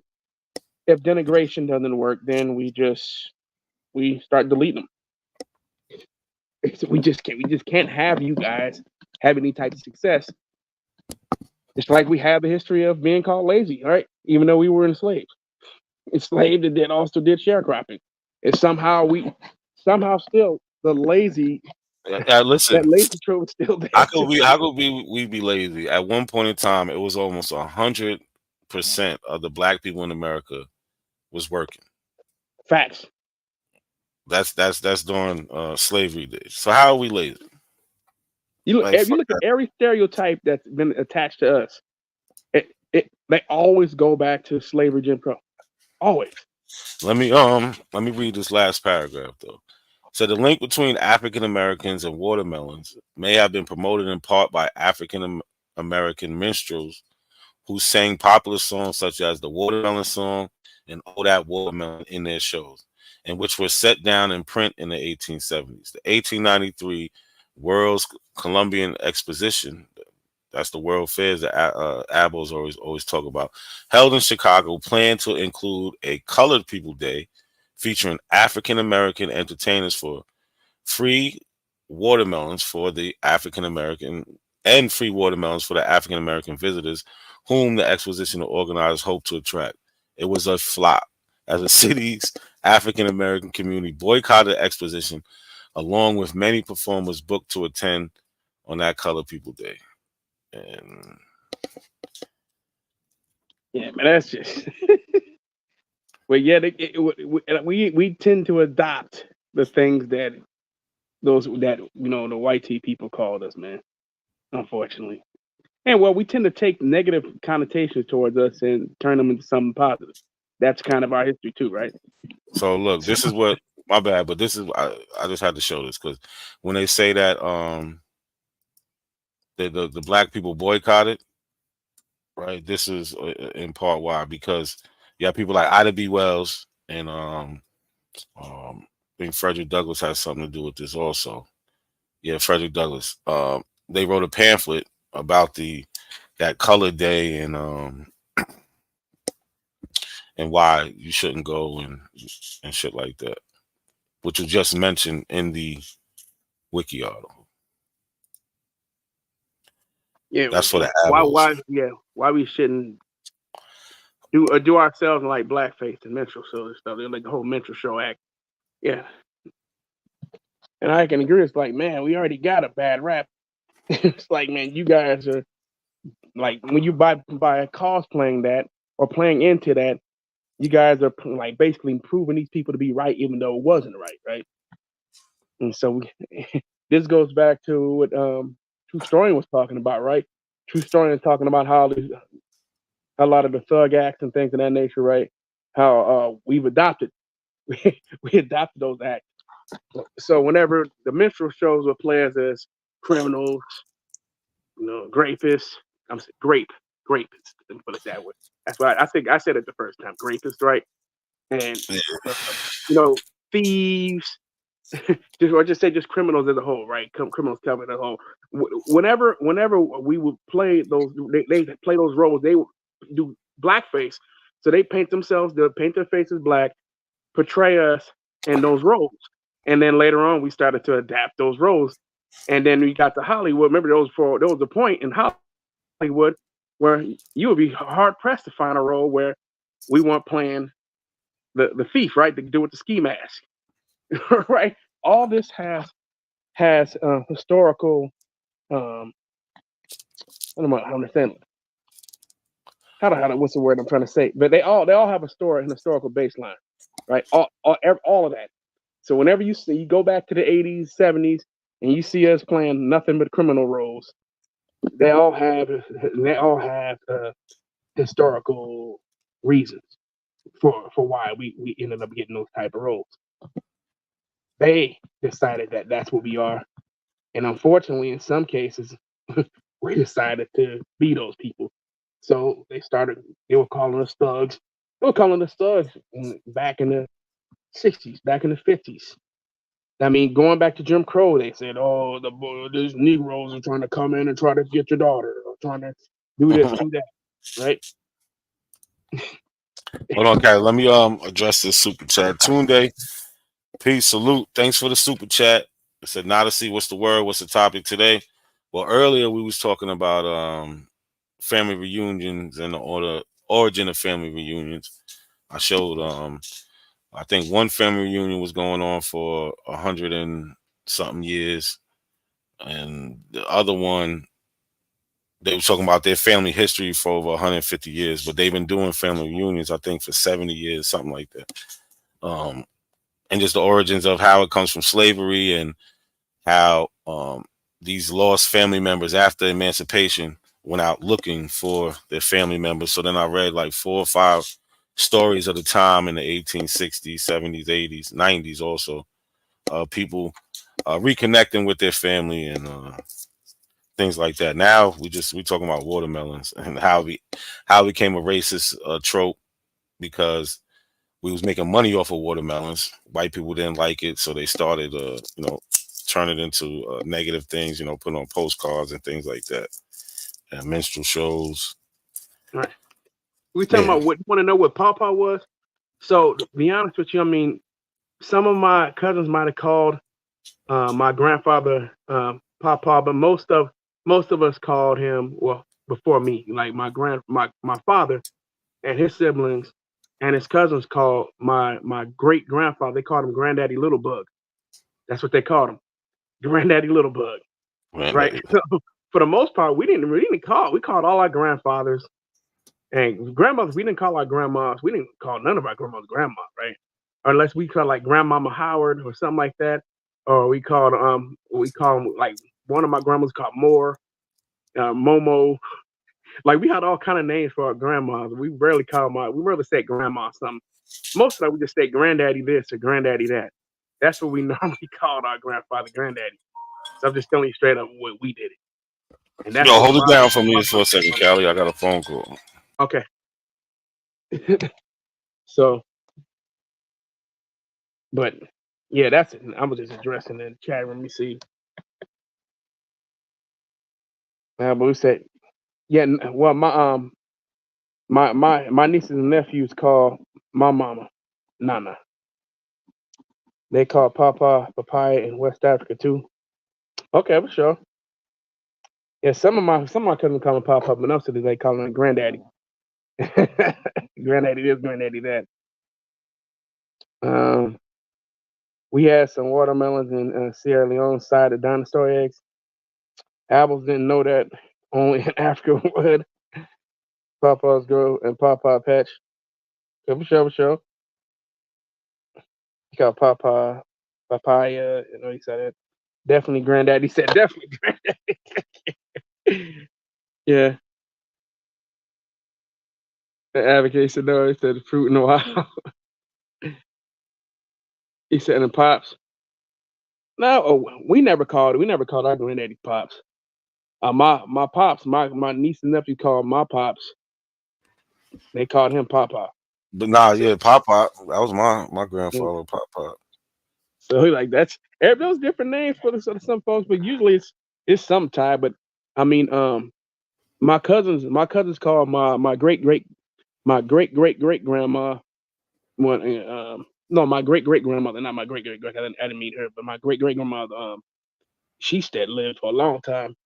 And my parents, my mom, should say my mom and my my uncle and my aunts, they were calling her Big Mama. So you know, it is what it is. That's what happens. So everybody got names, right? Everybody got a different name. But most of my grandparents, yeah, most of the grandmas had some other type of nickname. You know, Nah, my grandmother's was Nana and Nanny. Right. It was Grandpa and Papa. See, some folks call them Grandpa, and everybody had different names. It all depends what they was. Everybody had some name for their grandparents. Mine, my grandfather, my dad's dad, we call him Granddaddy. Straight up where Granddaddy at. Everybody gonna look at Granddaddy. Lucky was right? good. And my grandma was Momo. His wife was name. We call him his wife Momo. Granddaddy and Momo. Yeah, salute. Yeah, like I said, we call my granny Nana. You know what I'm saying? We call Nana, and my other one, my step grandmother, we call her Mama. You know what I'm saying? But so you call your mama Momo, so similar to Momo. So I told you it's everybody. But you'll start to see like some continuity with Black Americans and some of the nicknames for grandparents. Yeah, I got a cousin. They call their grandmother Mima. Once again, similarities. Like I said, there's continuity there, bro. That's be my point, and that's why I said we got shared history, bro. That's what this stuff be weird to me. This whole ABBA movement, man. You can see the continuity, but it's not just continuity here. Like this is what we discussed. Yeah, they have no shared history. They have no continuity in culture like we do. Like no, and here's the funny thing about the continuity, right? Is so I remember I was on a panel with some Africans on TikTok, and we were having discussions, and I said, because one thing I was pointing out, I said, you know, one thing that's big in Black American culture, right, is acknowledgement. Like we acknowledge each other no matter where we at, right? We see each other. We the only two brothers. Just be a head nod. We gonna say what's he gonna say something, right? Just be a head we nod. do that too. And the Africans were like, man, no, we do that too, and we do that too here. We do that, especially we especially do it. They said we do it on the continent, but we said we especially do it when we go to other countries. When you see other Black folks, we just do that. And then here come some Jamaicans went up. They said we do that too. And then there was Haitian that said we do that too. Then there was some dudes from like Colombia like we do that too. I was like, oh, okay, this is something that our ancestors. I'll be back in 1 minute, y'all. 1 minute. So we got Cujo up here too. Big up, Virginia. My grandmama is Big Mama, nigga. Straight up, Big Mama. That's my grandmama, Big Mama. That's what we call my grandmama. Continuity, see? Once again, continuity. And for the record, big and grand mean the exact same thing. You know what I'm saying? But continuity, we just, bro. We start using grand. We start using grand to mean something else. But big and grand mean the exact same thing. But my grandma was Big Mama. But you know, once again, I'm pointing out the cultural continuity that you see no matter what. where you see it across the nickname, even the nicknames we have for our grandparents is similar across the country. Yeah. It's cultural continuity. Was my point. Of course, across the country. Of course, we're the same people. That's what makes us a people. The things we have in common. That's what these yahoos don't understand. You know what I'm saying? It's not. It doesn't just happen to be. We don't just happen to do the same thing because we got melanin. We do these things because we have a cultural roots in common. You know what I'm But talking the thing is, Cujo, I found out there's a lot of cultural continuity with the folks in the Caribbean, Latin America, and the continent of Africa. We start really had a panel asking questions. I was like, "Well, you do that too?" Yeah, we're all You do that African. too? We're all African. We're just the type of African. I was on somebody's thing today, and they had a Dinka up there. Like, see, we're not Africans. Like Tariq Nasheed was saying how we're not Dinka. No, he was saying we're not African. We don't look like Dinka. No, we're not Dinka at all. We aren't. But we are a collection of West African people. Hey, bro. And now the let key me tell word, you something quick. the key You word know is what's funny? collection. Mm-hmm. You know what's funny thing though? Check this out. So Tariq said we don't look like Africans. Man, the homie on TikTok, he sat there and showed. He said he started pulling up different tribes in Western Central Africa, and he started showing that we actually do. Matter of fact, and then we had Africans came on. He said, "You guys think you guys, some of you guys think you guys don't look African, but we can see you Yeah, guys look like West African. that's They silly. can What see the it." hell else do we look like? I mean, come on. That is just dumb. But I the mean, we're not Africans are talking saying, about thousands of years, and that's the sad thing about it. Bro. 300 years is nothing in I know. historical terms. But You know West what I'm saying? Africans is telling us that we look like them. They said, "Yeah, we do. We can tell what tribe you guys are from. That's based off your phenotype. We know." They said you guys, and it was East Africans, Central Africans. It wasn't just West Africans. It was also South Africans as well. And there was they were all saying the same thing. Like, yeah, we can tell.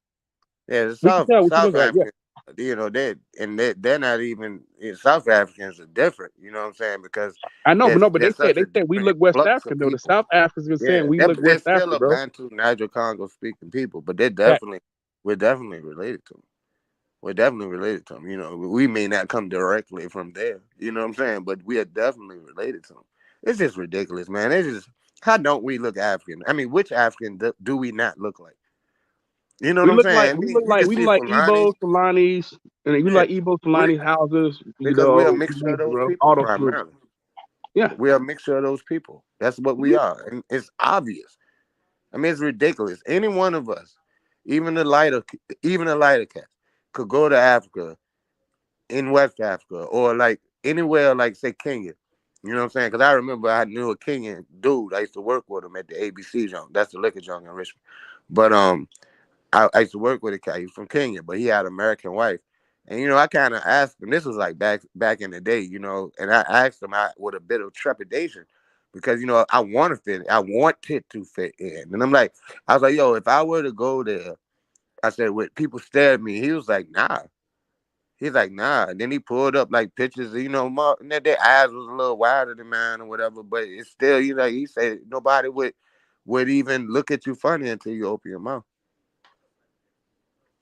this stuff is wild, bro. I'm telling you, you know, And then East Africa, like we do have people from you know who would be kin to people from Kenya as well, because there was an East Africa. no, There it was was. slaves coming out of We East had Africa, that in our but not genetics too. mass, but definitely. Because you know, like I have the Madagascar from the you know, from Madagascar and all that. I mean, we are assortment of African people. Yeah, we got folks like my pops.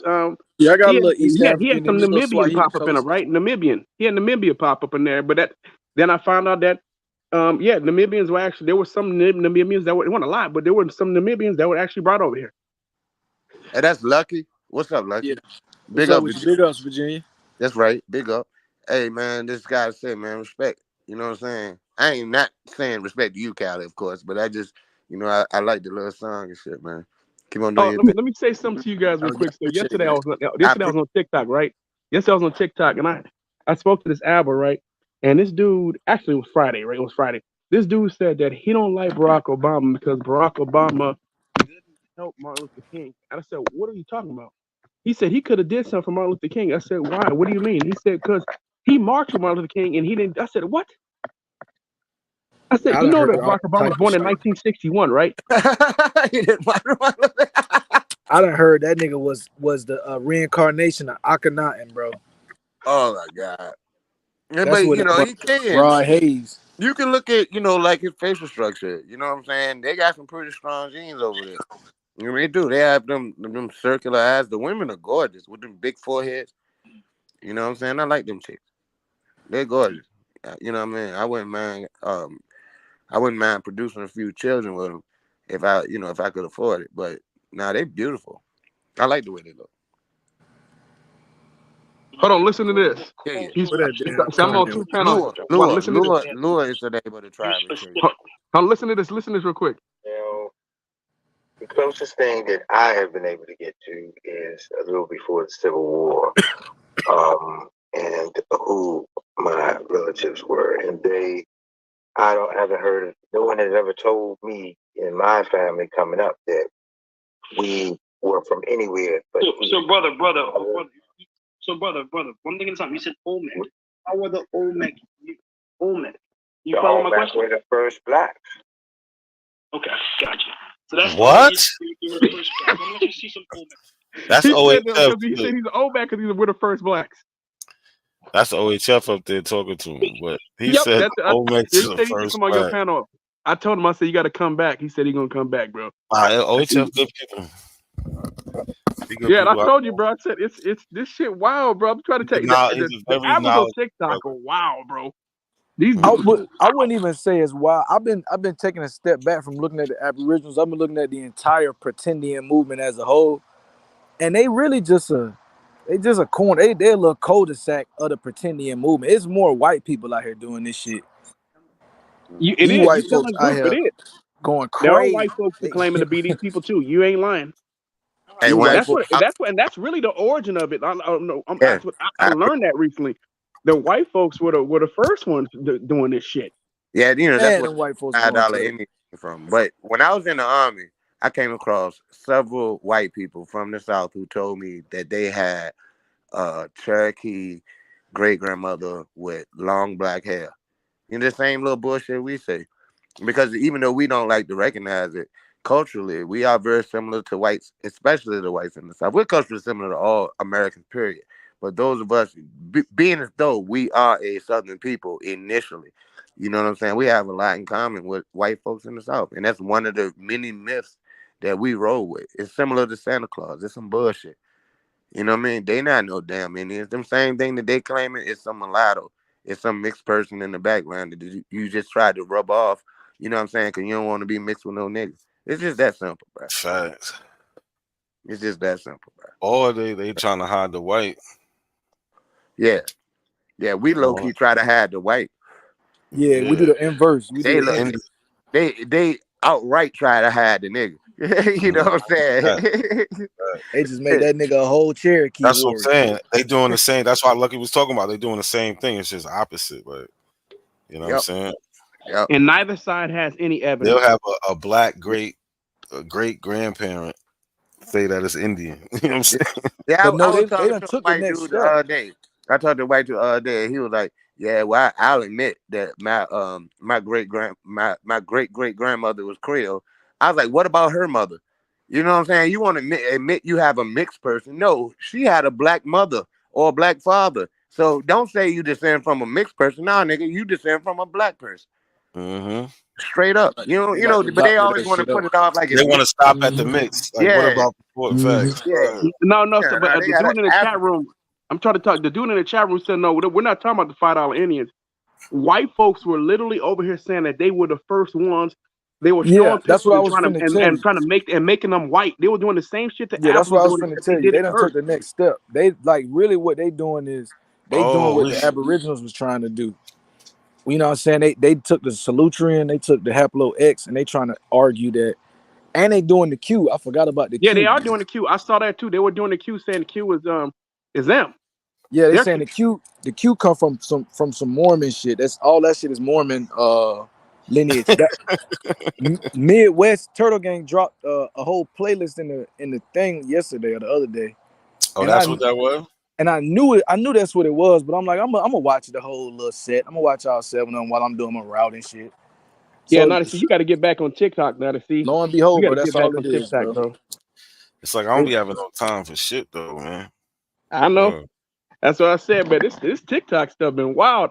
I've been on there all week, like really just been on there all week, and I'm just like, man, some of these cats are just saying some of the wildest shit I've ever heard in my life. But then also I'm starting to hear like, I mean, some of the stuff they're saying is like repeat, like these dudes trying to use genetic articles to say, well, this is proof they're from Siberia. Did you read the rest of it where it said that they're the first inhabitants of the land? Did you read the rest of that article? I already read that article. But I the said, white why don't people you read? Why don't saying, you post the rest of it? look, Cal, white people saying they built the mounds. Yep, you ain't lying. And the natives got here after they already built them. Get the fuck out of here.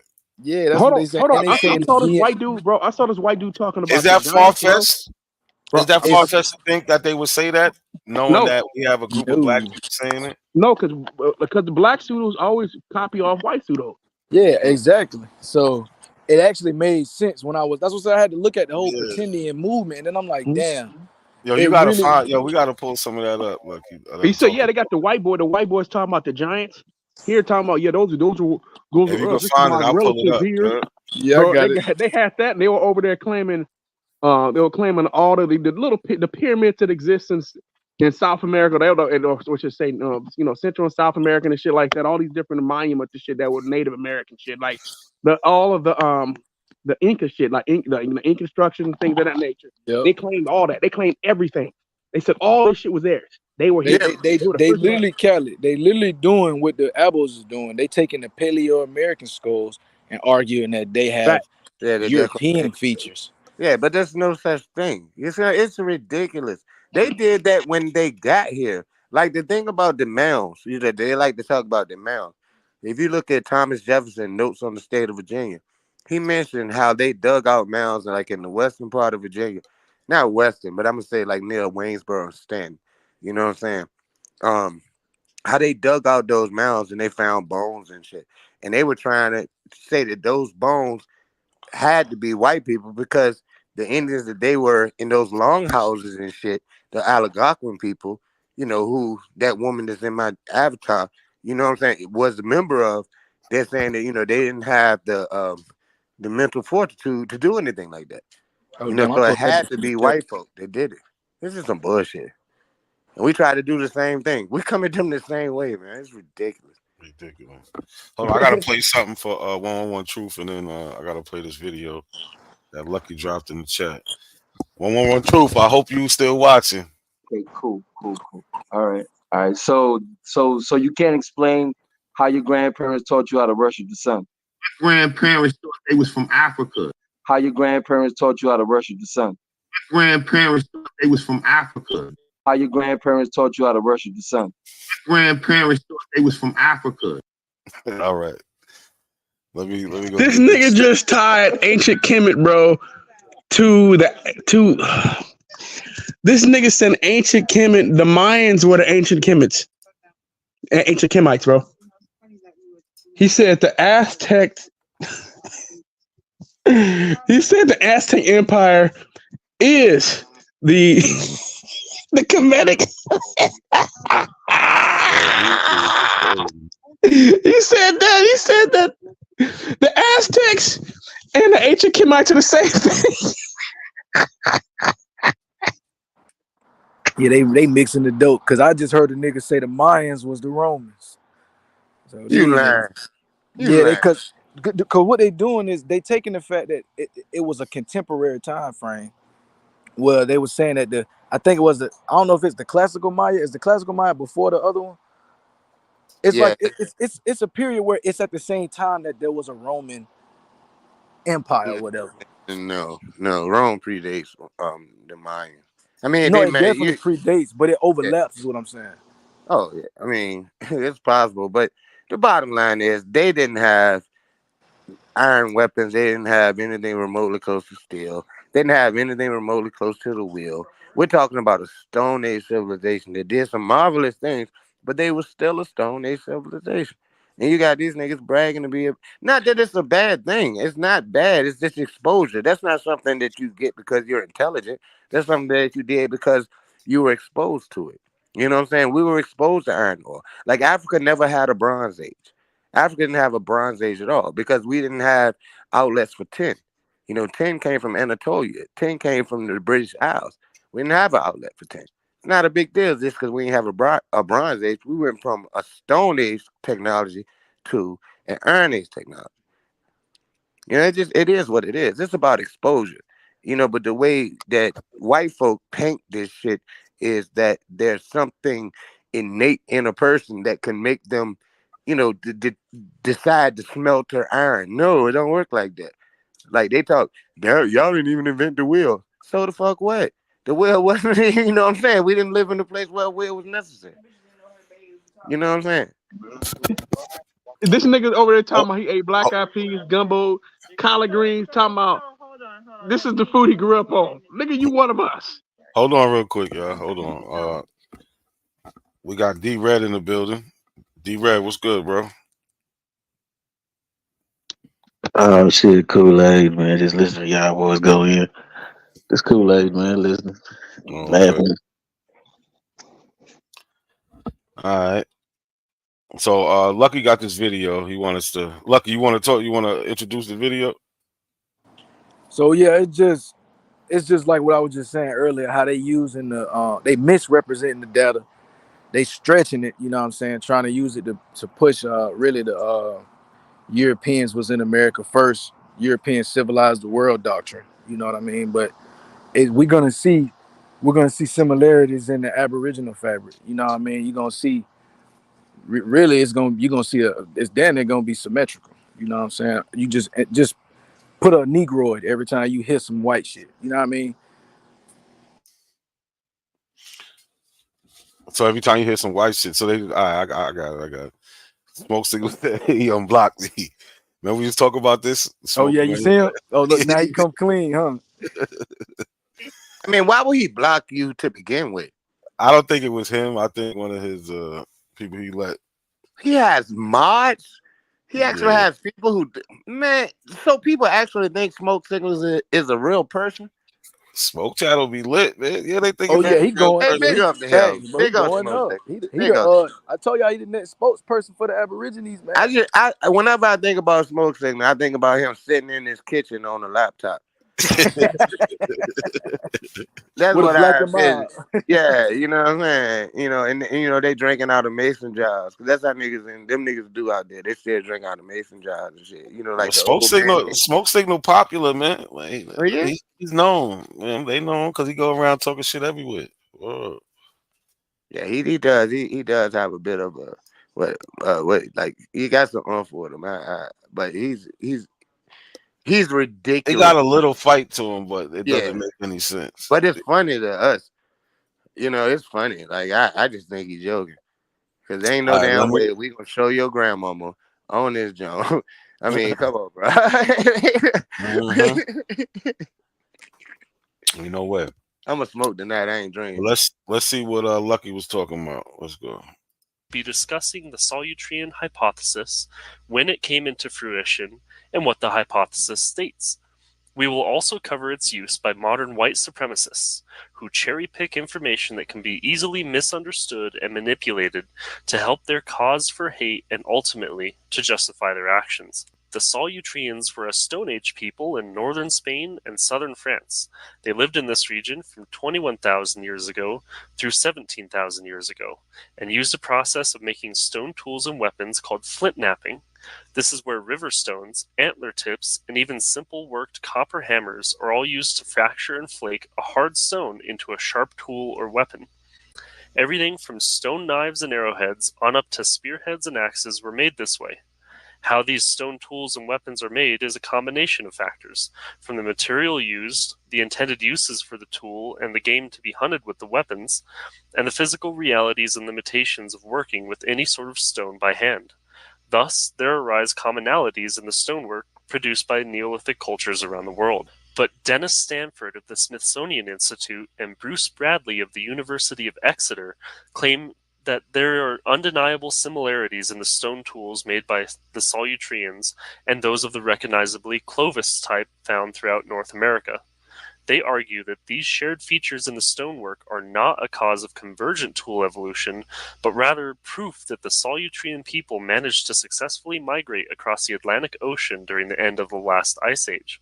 They reached North America, Stanford and Bradley contend, and thrived well enough to spread their style of stone tool working throughout much of North America, producing what archaeologists now categorize as Clovis points.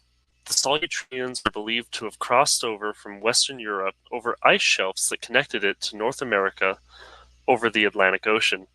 They were able to sustain themselves over this journey by hunting aquatic mammals and using their bones and herds of domestic animals to create Inuit-style clothing that helped them to cross the freezing ice pack. Due to more recent research in the biological field, biologists have found that much of the population of northeastern Native Americans carry a gene that is part of the haplogroup X2A. This same gene is found in the DNA of people of Western Europe and the Middle East, but also, most importantly, to the ancestral group of North Eurasians. This population migrated both to the east and to the west, intermingling and bringing haplogroup X2A into the Western Eurasian population, from which most Western European populations are descended from, and to the Eastern Eurasian population, from which group later migrated across the Bering Land Bridge and brought copies of the haplogroup X2A along with them to North America. The Solutrean hypothesis is perhaps the single biggest foundation on which modern white supremacists base their claim of a white cultural continuity across prehistory. Their argument is that Solutreans were a white and characteristically Western European culture, and that there exists an unbroken connection between them and a Neolithic prehistoric people. This claimed connection and idea of a defined and shared racial identity shapes contemporary white supremacist thought. A great example is the struggle over the remains of the Kennewick Man, which is the skeletal remains of a Native American man dating from about 9,000 years ago. When the Kennewick Man was discovered in 1996, genetic testing had a long way to go before much anything conclusive could be determined, and therefore the origin and identity of the Kennewick Man was hotly debated. Most archaeologists agree that he was almost certainly highly related to the modern Native Americans of the Columbia River area in Washington, and in fact many tribes called for his remains to be returned to them for proper reburial under the Native American Graves Protection and Repatriation Act. There were many people outraged, however, when the two archaeologists that discovered the Kennewick Man claimed that because of the shape of the skull and the age of the remains, that the Kennewick Man was not, in fact, Native American at all, and thus they could keep the remains for study. This controversy spanned courtrooms for 10 years, until in 2015 scientists at the University of Copenhagen were able to use modern advanced genetic testing to conclusively determine a strong ancestral connection to modern Native Americans in the region. James Chatters, one of the archaeologists that discovered the Kennewick Man, has since changed his stance on the identity of the remains and now agrees with the data that proves that most ancient Paleo-Americans bear strong genetic relation and resemblance to modern Native Americans. This idea of cultural continuity across tens of thousands of years without writing and even spanning continents may sound ridiculous, but it forms the core of the rhetoric used by modern white supremacists. Groups like the alt-right Identity Europa use images of white marble statues of Adonis and Hercules on their stylish webpage to exemplify what they believe, that white Western Europeans are the pinnacle of humanity, and that most of humanity's greatest achievements are because of and based in white culture and identity. Identity Europa is a relatively new group, having been formed in 2016, and they jumped to use the Solutrean hypothesis to add credence to their stance and ideology. While they were quickly labeled a hate group by several prominent humanitarian watchdog foundations, they nonetheless have experienced a huge influx of members and are one of the leading contributors to the noted rapid growth of white nationalism in the past couple years.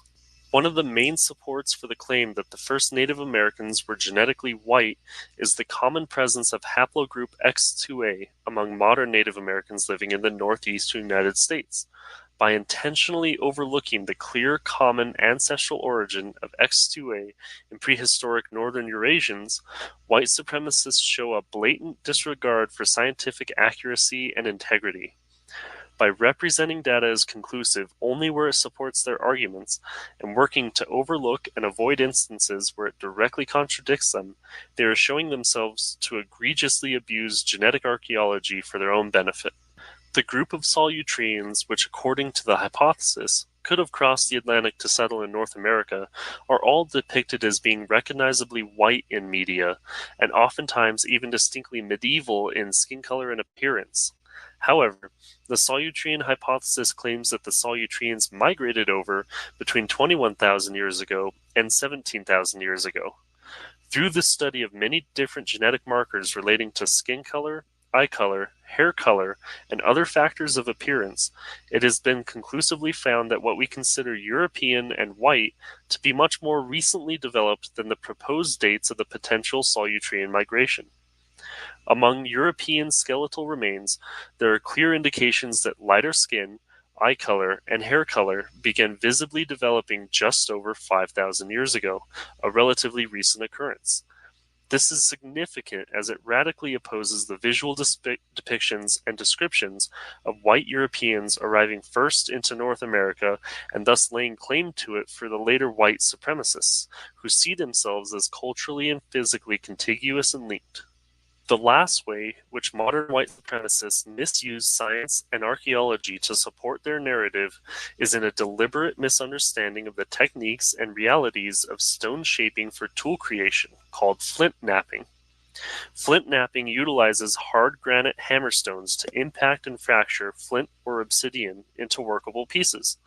Then, antler or early primitive shaped copper You could pretty hammers much pause it right here, points Nate. were used to pressure flake the perimeter of the stone to create a sharp.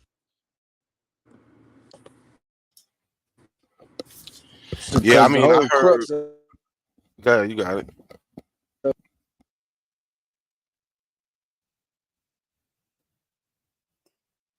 Damn, is that me or Lucky Audio Fellow?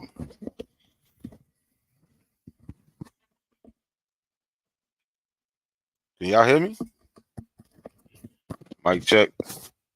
Yes, sir. I think Lucky just his mic messed up. But like we heard in the beginning. Who's that? Yeah. Well, that's Yeah, me. I Yeah, I can hear hear you.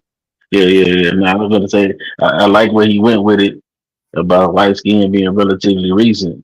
That's the key, man. That's the key to talking about human history and human migration. To understanding that particular point, that white skin is really only about 5,000 5,700 years old altogether. I mean, since about 5,700 BC, because it's 7,700 years old.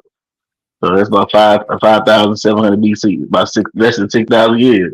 Yeah, between 10. So, I'll give him between 10 and 6. You know, because it was a gradual process. It's not like it happened overnight. well. According, I just posted an article in the back. The oldest remain that have all three genes that cause white skin, because white Europeans, it took three genes to come together to create the mutation. You know, and then the two SCLC genes and the HERCA2, the OAC2 gene. It took all three of them to come together to cause the mutation. You see what I'm saying? So when all three of them come together, they create a population bottleneck in the north, and those people come down. Because in the article it talks about the people in Luxembourg, Germany, all those people had dark skin. Yeah. You see what I'm saying? Even around that time, the people were dark. Yeah, the And cheddar man so, still had dark skin. That's like yeah, something I he had argue dark with skin. people. Exactly.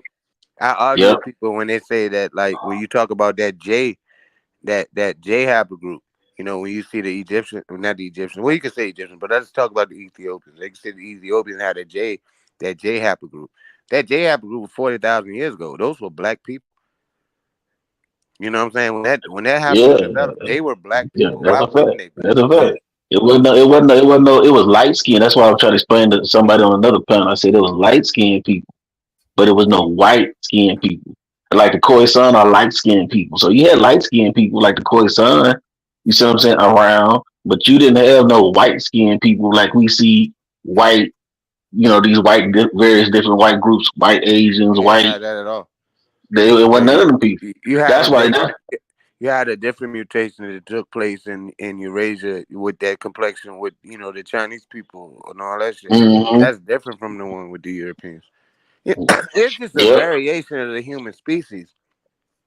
There's no clear cut race thing. Like I got into it with dudes on Facebook because they were saying that Chinese people descend directly from the Khoisan. No, they do not. No, they don't. They do I hate not. when people say that. Like, Yeah, I mean, come they on, just yo. doing that off of the eyes. That's Yeah, just you crazy. just look at them. Nah, I mean But they also had that Denisovan mixture also. So very high did us over that big shit, and so do the Adam Island people. That's black as shit.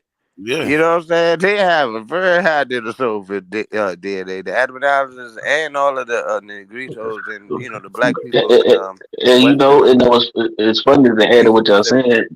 The people don't understand when we talking about prehistoric, Stone Age, Europeans and Asians or whatever group. We're talking about Cro-Magnons at that point. You see what I'm saying? Cro-Magnons. So when people, this is what people don't be understanding.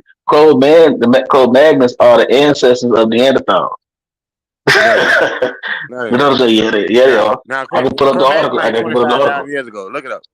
I know that. I said that are successors of Neanderthals. I got it mixed up. My bad. Neanderthal Neanderthals were first. Neanderthal predate modern. yeah. That's I get what you mean. I know that. Yeah, he Cujo. He misspoke. fixed it. He fixed it. He misspoke. He said he fixed it. You know what I'm saying? Yeah. I know what I'm trying to say, but the Cro-Magnons come from, they're the descendants of Neanderthals. Yeah, they're the descendants of Neanderthals. So how do Neanderthals, then when people be trying to make the Neanderthals white, they be like, hold on, how you gonna use Cheddar Man as your example when his ancestors were Neanderthals? Like it only like people Neanderthals don't. they would have ranged in complexion too. We don't have any Yeah. proof of them being white at all. Yeah, we don't have no proof of them being white. Yeah, at all. They would have ranged. They would have been dark. I mean, that was the typical phenotype of human being. But that's also what's needed to survive, right, on the planet at this time. They don't have clothes. You know what I'm saying? So their skin color is a big. It's a product of the environment and it's a survival mechanism. There was no need to change. You know what I'm saying? There was no need to change. You know what I'm saying? That's my argument when people say that J marker mean that you mix with Arabs. No, the Arabs just happen to have that J marker. They're not a real people. Arabs are mutts. They're not a. They're not a distinct. You can't say but you know it's crazy because we all, especially people that claim to be scientific literate, we'll say a person is a certain haplogroup and we'll try to attribute that to a look. The genotype does not denote your phenotype. It don't. Hold on, before you do that, you can say that now. I apologize for saying that about Not a C. Not a C. Yo. Say what's up, bro. Who that? Hey, so we got the brother, Our Historic Documents. He's live right now. Oh, OHF, what's good, bro? What's good, bro? What's going on with you? It's good. It's good, man. What's poppin'? Yeah, appreciate y'all, man. I know y'all killing it over there. Yeah, I know you're doing the same thing, man. I know you're doing the same thing. Okay, when next time you going live, man? I'm live right now. You live now? How long you staying live, man? I think Sean's going live at like 9, so I'll probably get off like 9. Mossy Warrior Clan. What Mossy Warrior Clan? Yeah. Okay.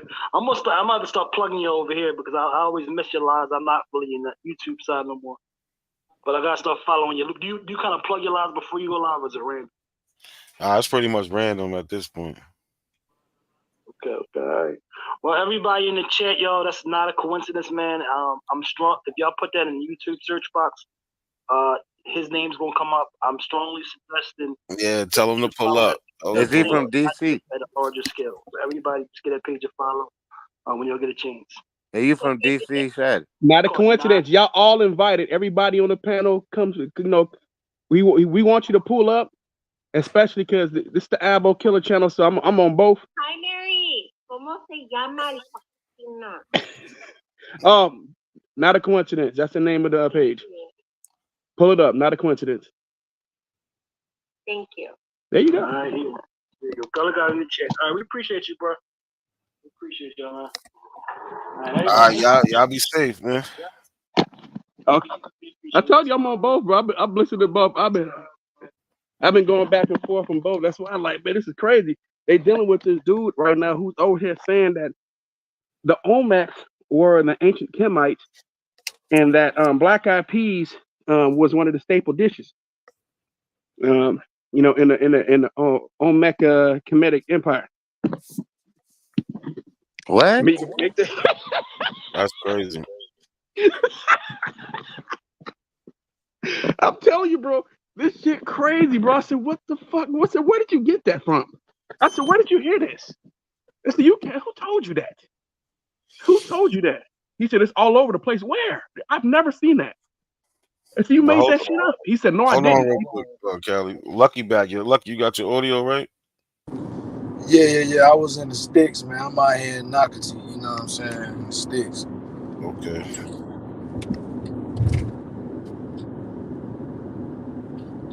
You still want to say something about the video? No, I just wanted to. I don't know if D-Red had touched on how they be misrepresenting the X haplogroup.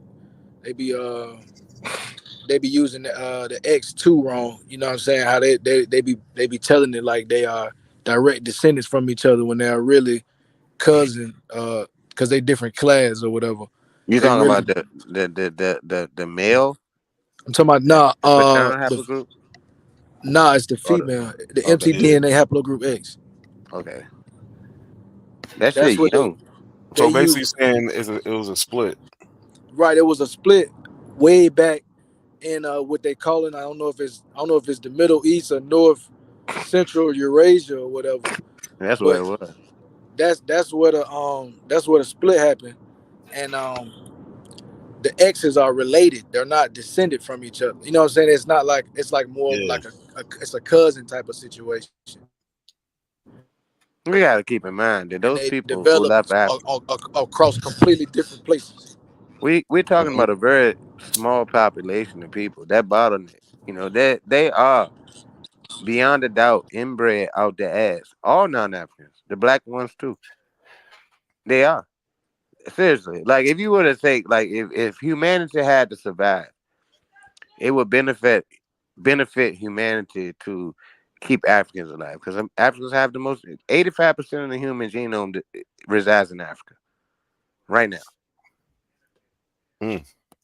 Like absolutely.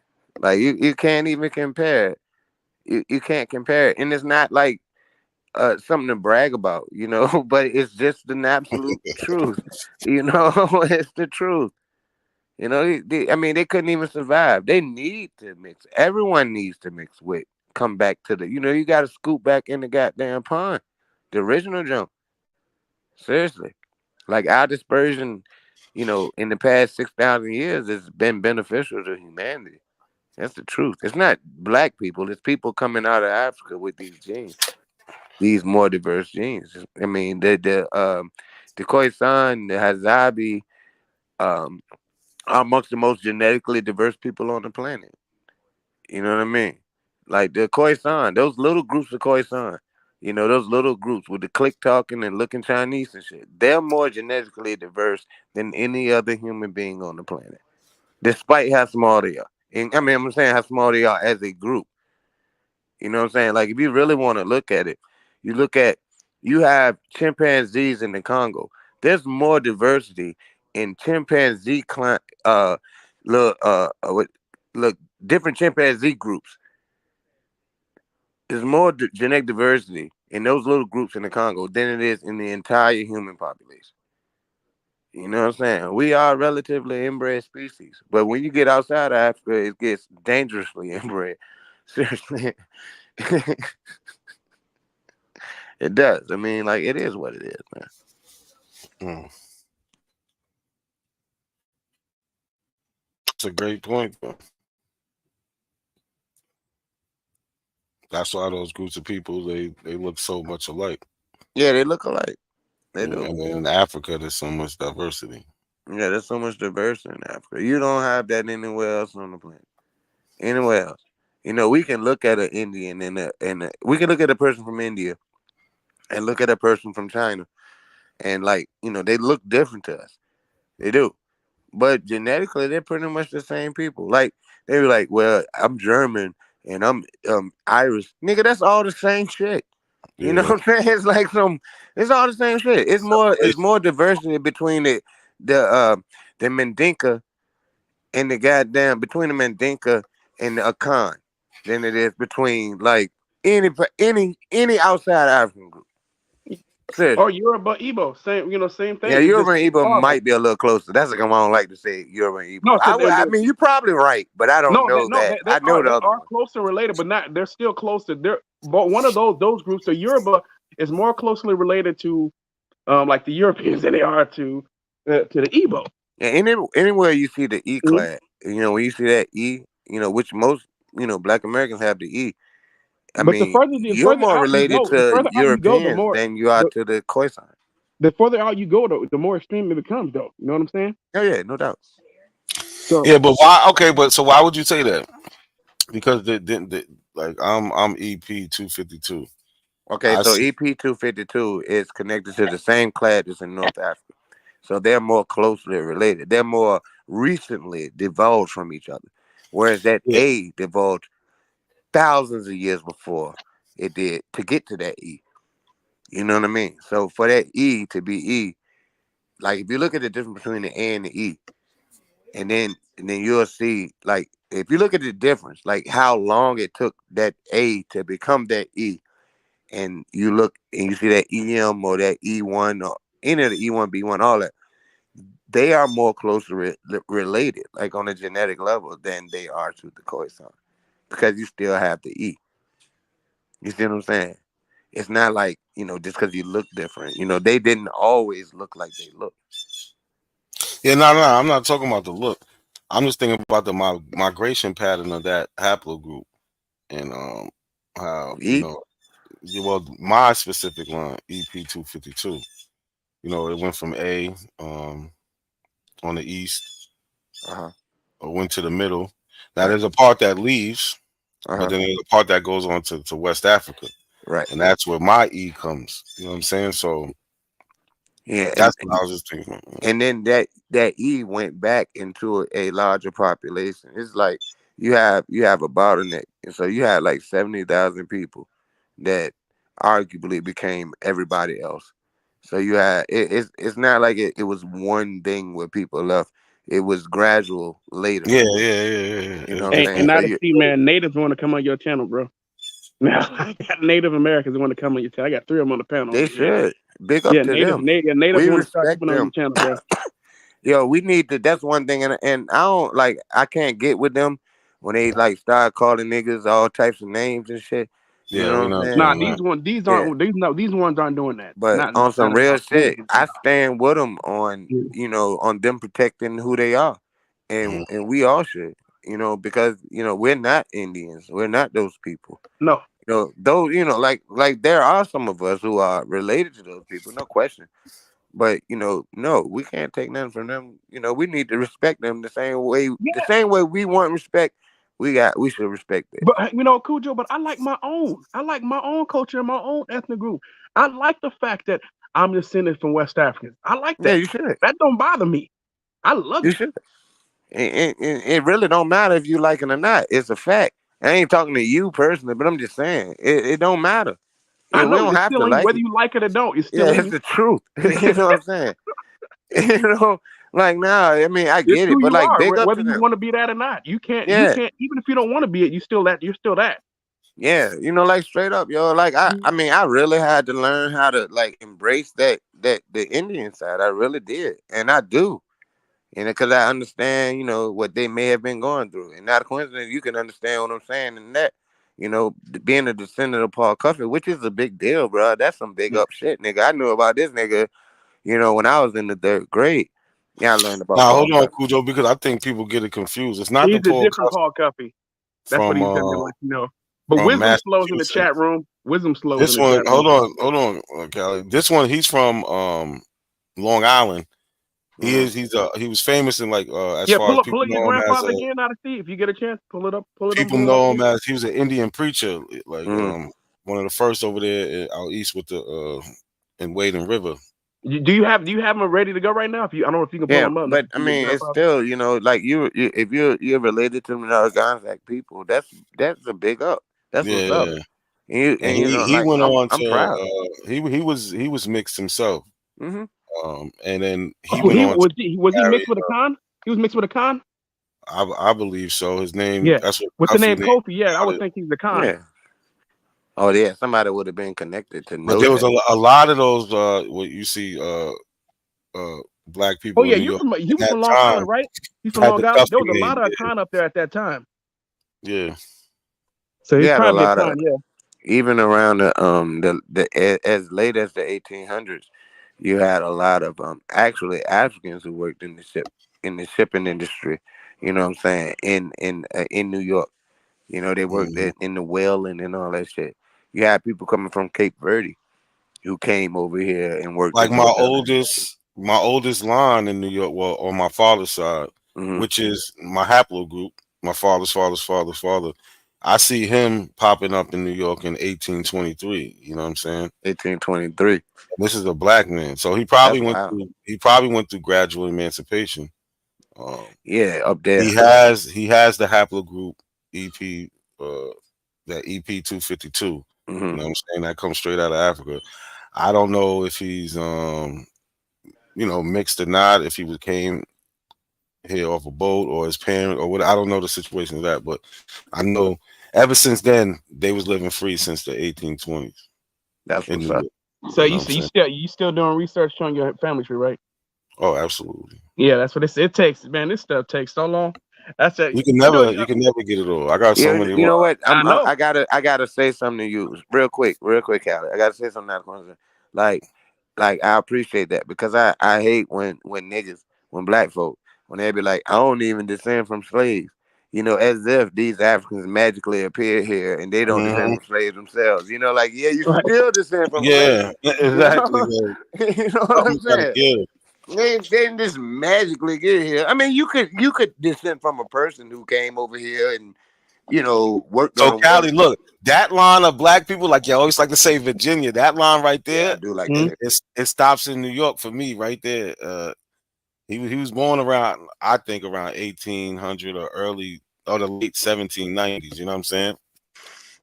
So you said that's where it stops. You haven't been able to. That's where you hit your wall right there. On my father's, that's my third great grandfather. Yeah, that's what happens. Once again, you see the continuity, and when we're talking about building going through doing our genealogy, right? Is we always hit a wall somewhere. Somewhere But we hit then a my wall because they father's didn't keep mother's all the side, records. my father's mother's side, the Indians, we get Virginia, and they mix with Indians, but also, it pops up twice on my father's side. On my father's father and my father's mother, they both have Indian mixture in it because they're in New York. You know what I'm saying? Around them. Yeah, and they live together. You know what I'm saying? They live together. Yeah, I didn't hit multiple. I didn't hit multiple walls in Virginia. But then my grandmother. I'm stuck in Virginia right now. I've been hitting multiple Yeah, walls her in family. Virginia. I know I sound crazy when I said that shit when when you started your channel. I know that shit sound crazy. You know what I'm saying? But no, you know it's what? true, bro. I'm going to say this. I said that without ever doing a genetic test. I said that just reading the history. And I was like, damn, how come I was never told this? You know, North like Carolina, I South really was Carolina, upset. Maryland, Virginia. I was Every a time you're teacher gonna at have the somebody time. from one of those 4 states. I guarantee it. I was a teacher at the you're time. absolutely right. I was upset. I was like, wow. Like, how was I never told this? You know what I'm saying? Like, you know, because we think it's just an arbitrary thing. You know, but it's but when you said not. that, I went to go look into it, and it's true. And it's true for everybody. Every time I've spoken to someone, they would say, yeah, I do. I got people. I'm like, I said, how come somebody like you can say that, and just I could turn around and look into it, and then I could say that to other people, and everybody no one ever says no, unless it's one of the albums who try to get up there and lie. Well, you might find somebody from South like Carolina or something that's straight from South Carolina. That's real. You might find somebody that's from South Carolina, but I doubt at this point, like in the early 1900s, you may have found people in Georgia as well.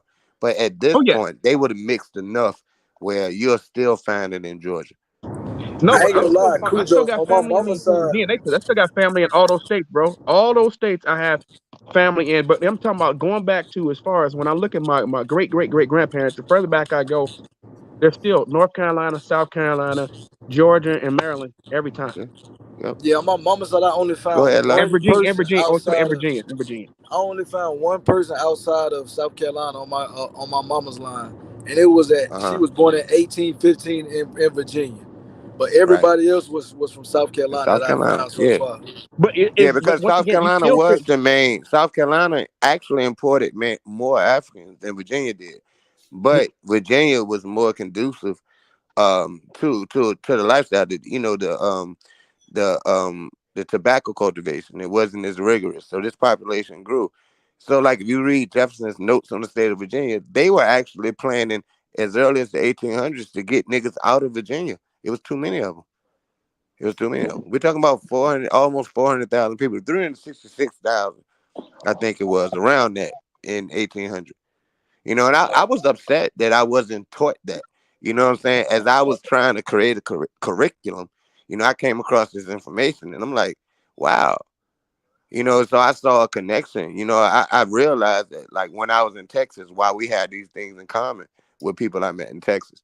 I thought it was just arbitrary, but no. It's because we are actually related. We are actually connected because we are a people, and that's what makes us a people. And these able claimants, they just want to pretend that we just happen to, speak the same way and have, pouring out a little liquor, whatever we do as niggas. You know what I'm saying? You just want to think that that's just because you got melanin. No, bruh. It don't work like that. You know what I'm saying? We the same people, bruh. But you see, You on know what I'm saying? Like, my all of father's my side, right family is away. from Virginia. Every single one. Virginia My and North father, Carolina. Except on for my like father's a few people. side, as far as our origins in this country, starts in Virginia. Yeah. On my father's Makes sense. side, whether the side where my Y marker comes from, the I'm entry gonna go down there. I'm gonna go point was down Virginia. there, and I'm gonna show like the buildings and stuff. I'm gonna show the where people were traded out of. Like I said in the movie 12 Years a Slave, I think that it did us something disingenuous when it tried to make it look like DC when he was in DC. But where he got sold out of, the place where they was beating him and all that stuff in that movie, that was Richmond. That was Richmond, bro. That was Chaco Bottom, bro. You know what I'm saying? Like, straight up, bro. That's Chaco Bottom. That's Lumpkin's jail. Lumpkin jail. Have you ever heard of Virginia Union University?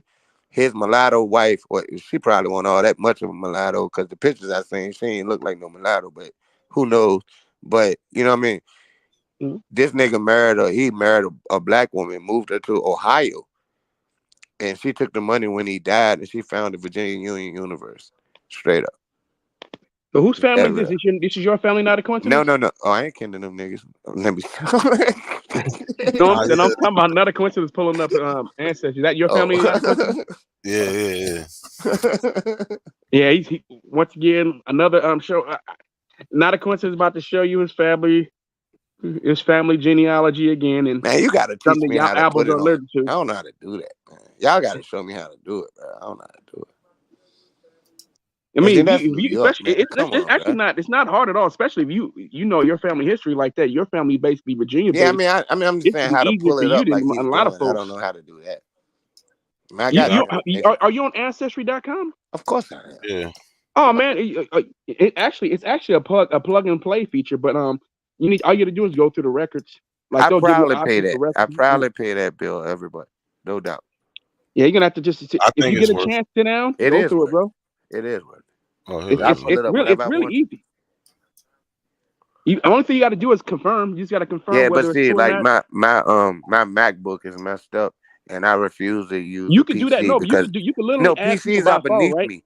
PCs No, are you can. beneath me. You hear what I'm saying, Cujo? You can add people on your You phone. You ain't understand what got to I'm be on saying? your Not a computer. coincidence, right? Yeah, I Yeah, absolutely do. PCs are beneath me. Like, I got a ThinkPad or whatever that Lenovo or whatever they call it.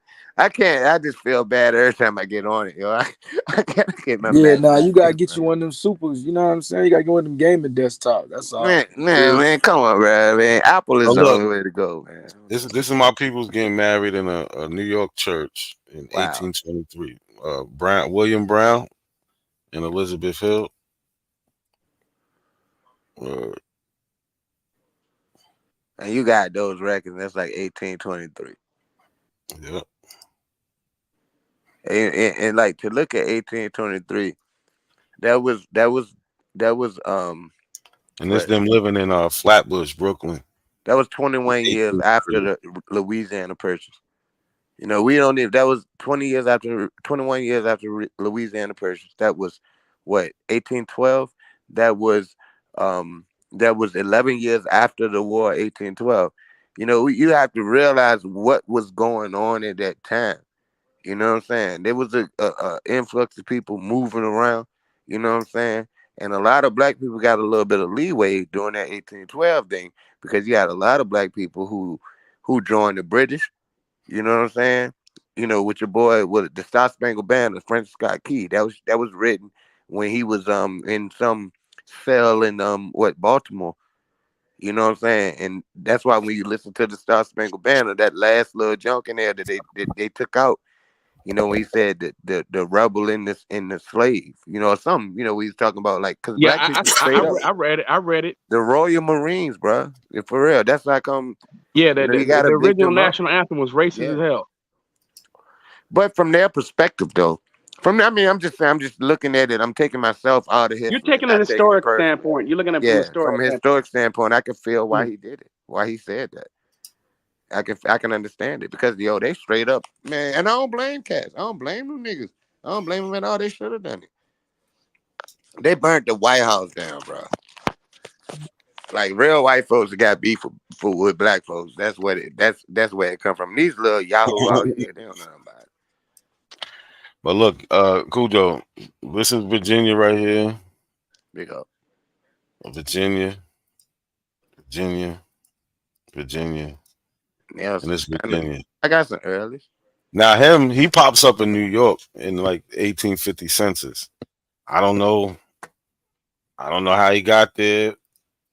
He wasn't stewarded, so that means he was on a boat, right? Yeah. He worked on boats. Yeah. So I think he just didn't go back one time. I don't blame him. He stayed up there. Like, but he was from Virginia. So I don't know. That's just what I think. I don't got the proof for that, but I think he ran away. You know what I'm saying? Yeah, he could have been part of that, you know, because you had a lot of ships. They got free You know, somehow. people would stow themselves away on ships. And like these are the type of stories that we can tell.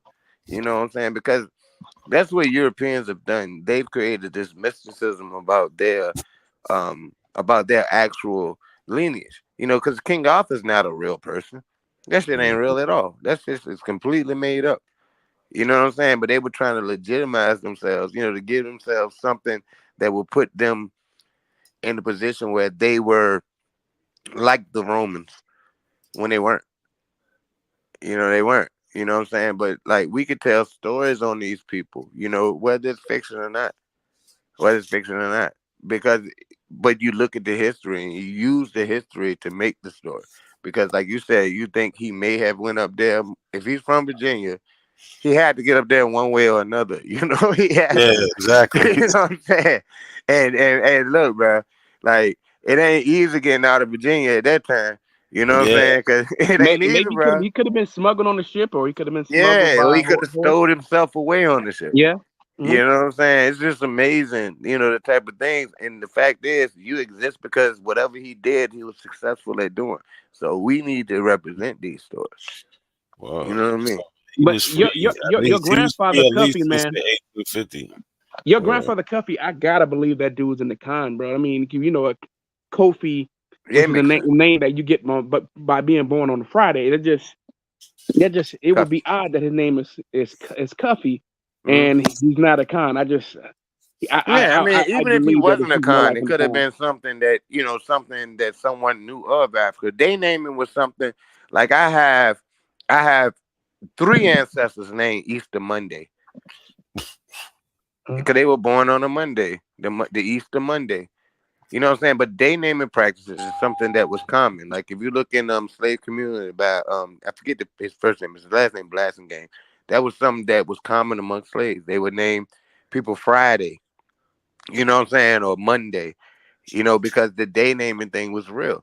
But it's a cultural, it's something that, you know, survived culturally, you know, whether it came from the Akan or not, you know, but we do know that there were They several Akan in Virginia yeah, and and Maryland. the reason, yeah, that's one of the reasons why I said that I think he's a con, because based off where he was at that point in Makes time, sense. there were a lot of con in that area at It that point in absolutely time makes sense. It during that time absolutely makes period.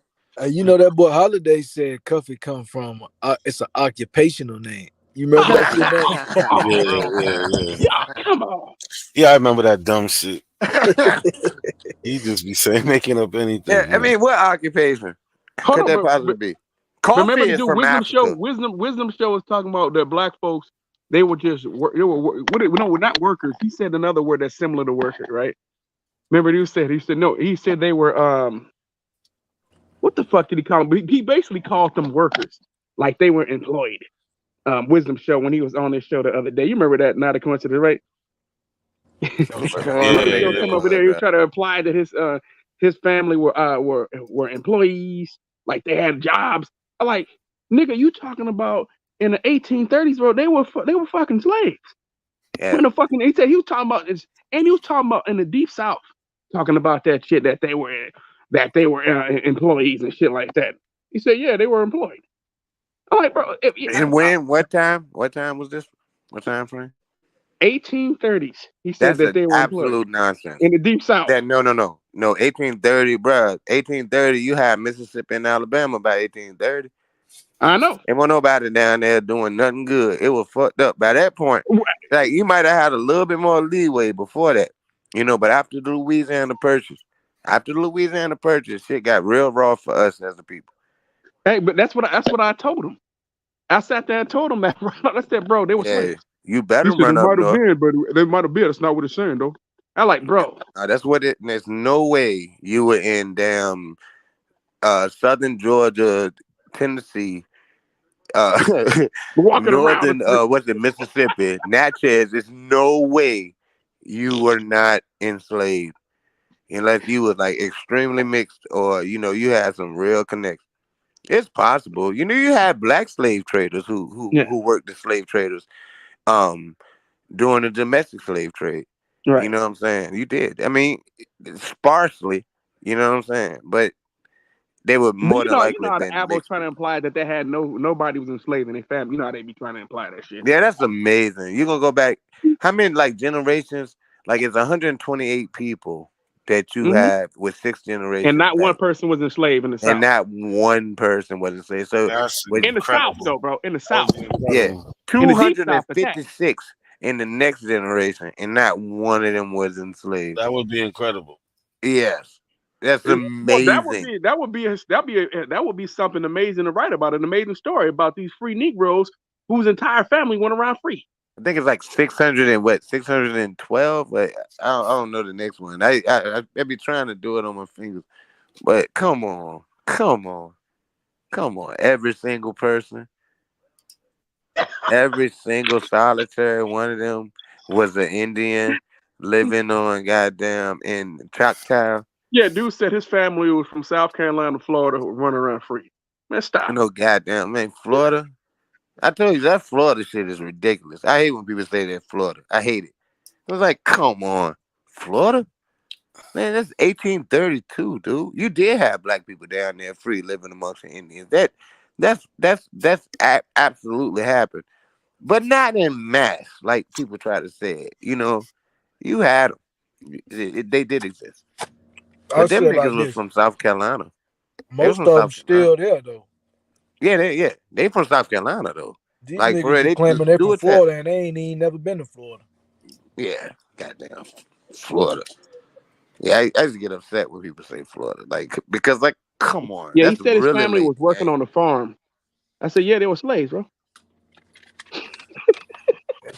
They were working on they were slaves they was working on the plantation. Old Geechee River, they be tweaking, man. I'm telling you. Old Geechee River. Get your ass Yeah, out of here. it's the Ogeechee River. That's stupid.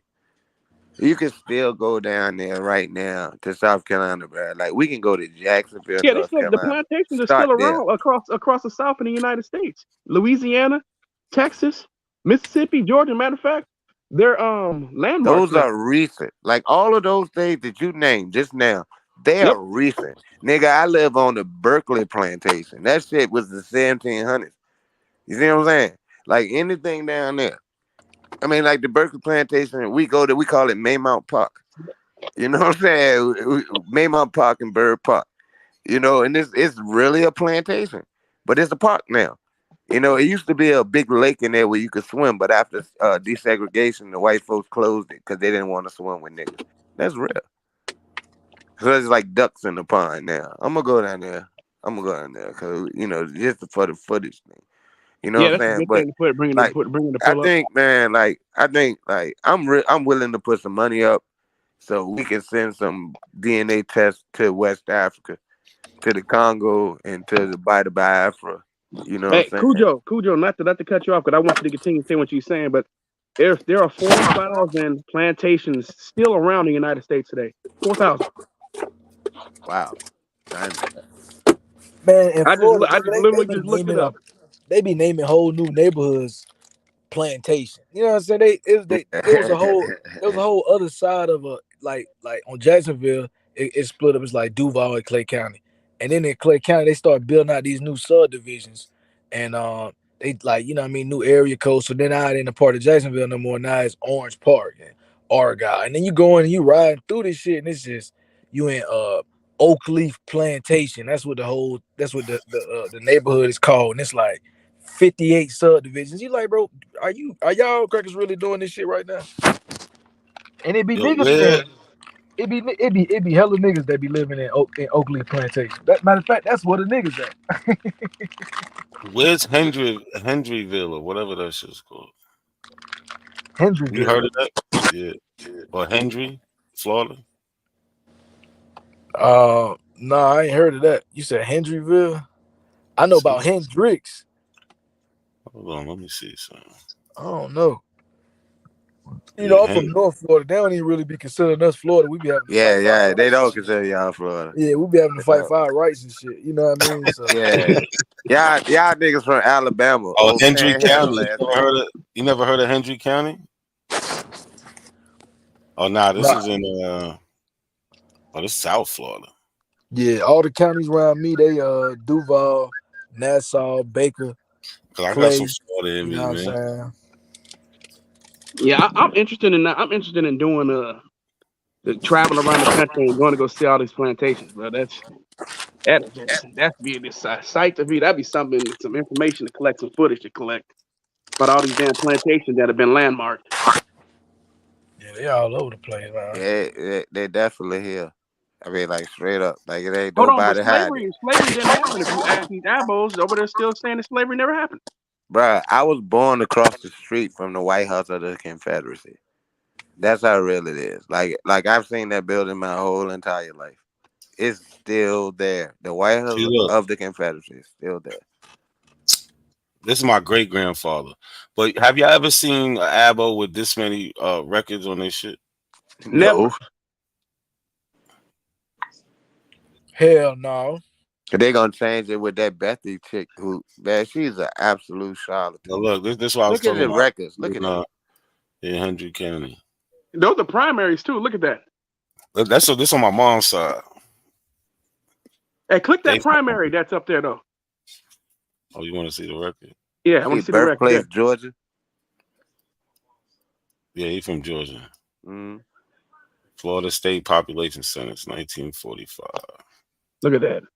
Where's he at? Let me see if I can find him. Oh, I see him right here. Look at that. This is what you call a primary source, abos. Yeah, Johnny and Ethel Edgefield. And that's at the end of World War II. Look at this. Just to put some historical context to it. That's what 1945 is when World War II ended. And it got real shitty for black folks after that. It did. But that's when you had a lot of people moving around as well. Yeah, he fought No, in man. World War I. You know, we said that our people were getting killed in uniform after they came back. Yeah, that's real. Macon, Georgia. I know cats from Macon. Macon, a little ass town. Big up Macon, Georgia. Yeah, you know my family's from Georgia, man. I got family. I got My relatives all up in Georgia. Shout out to Muskogee County. And this Yeah, I'm is familiar with that as well. this my grandmother right here, my mom's mom. Her name Johnny. She from no. And no, I ain't no Creek. Just because of my family was from Muskogee County. No, we not Creek. We of African descent. I know y'all be trying to do we from Creek. You told you. You Muskogee County Creek.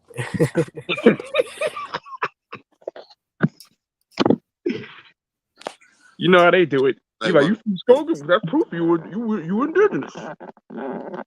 Yeah, Nick, you got way more relatives on your tree. It's not even close, even to a top flight Aboriginal. Yeah. Yeah, his stuff filled out real well, man. I'm about to show some of mine again. I just found some more recent records of mine. I gotta add. I haven't added my stuff yet. Well, this how thorough I'm with it. So I figured out he was blind, right? So I went and found out. I went and found the story about it. Is this Wow. it? Nah, this isn't it. This is it. 1877. Word. Right here. Accidental shooting.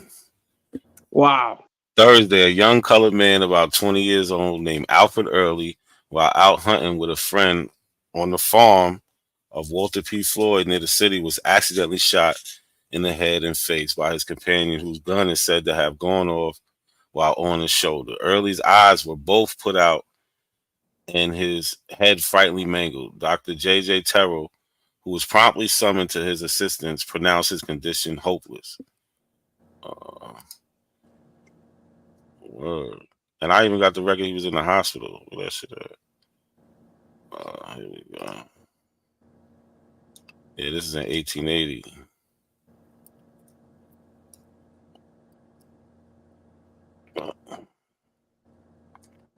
Right here, Alfred Early, Campbell County, Virginia.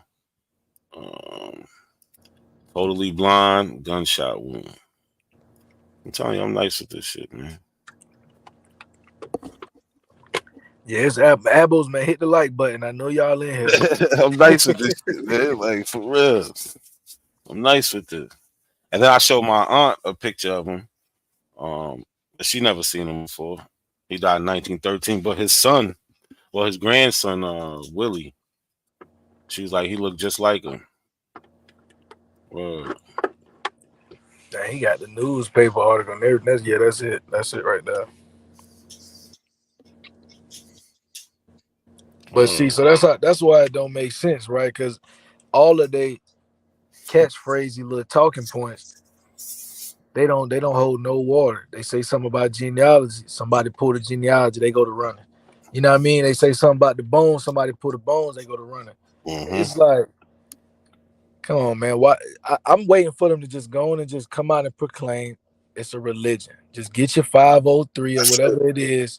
Get your building fund and go on and get right, man. That's it, man. Get off the net, man. Get your building fund. Get off the net. But again, look at the records, though. All right, they can't attach people to people, like, you know what I'm saying? They shit don't attach people to people. Like, they shit just don't do it. Word. I even got a will in here then. No black Europeans, huh? Nah, only white ones, man. Only white ones, huh? Damn. Only white ones. I have not found a black European. Found some white ones, but no black ones. Though. Damn. What about on the DNA? You find on the DNA, right? A black European, nah. Because even the matches, like the DNA with the matches, all the matches that goes to that European, were related through Europeans. So Even the white matches, my white cousins from the DNA list, they're from Europe, and I mean, you know, their ancestry comes from Europe. So I don't know how they changed the white. Um, right. Words. You say you had your people from Europe. Where they from in Europe? Shit, a couple. I mean, that I found through like ancestry. You know, like Britain, Ireland. Mm.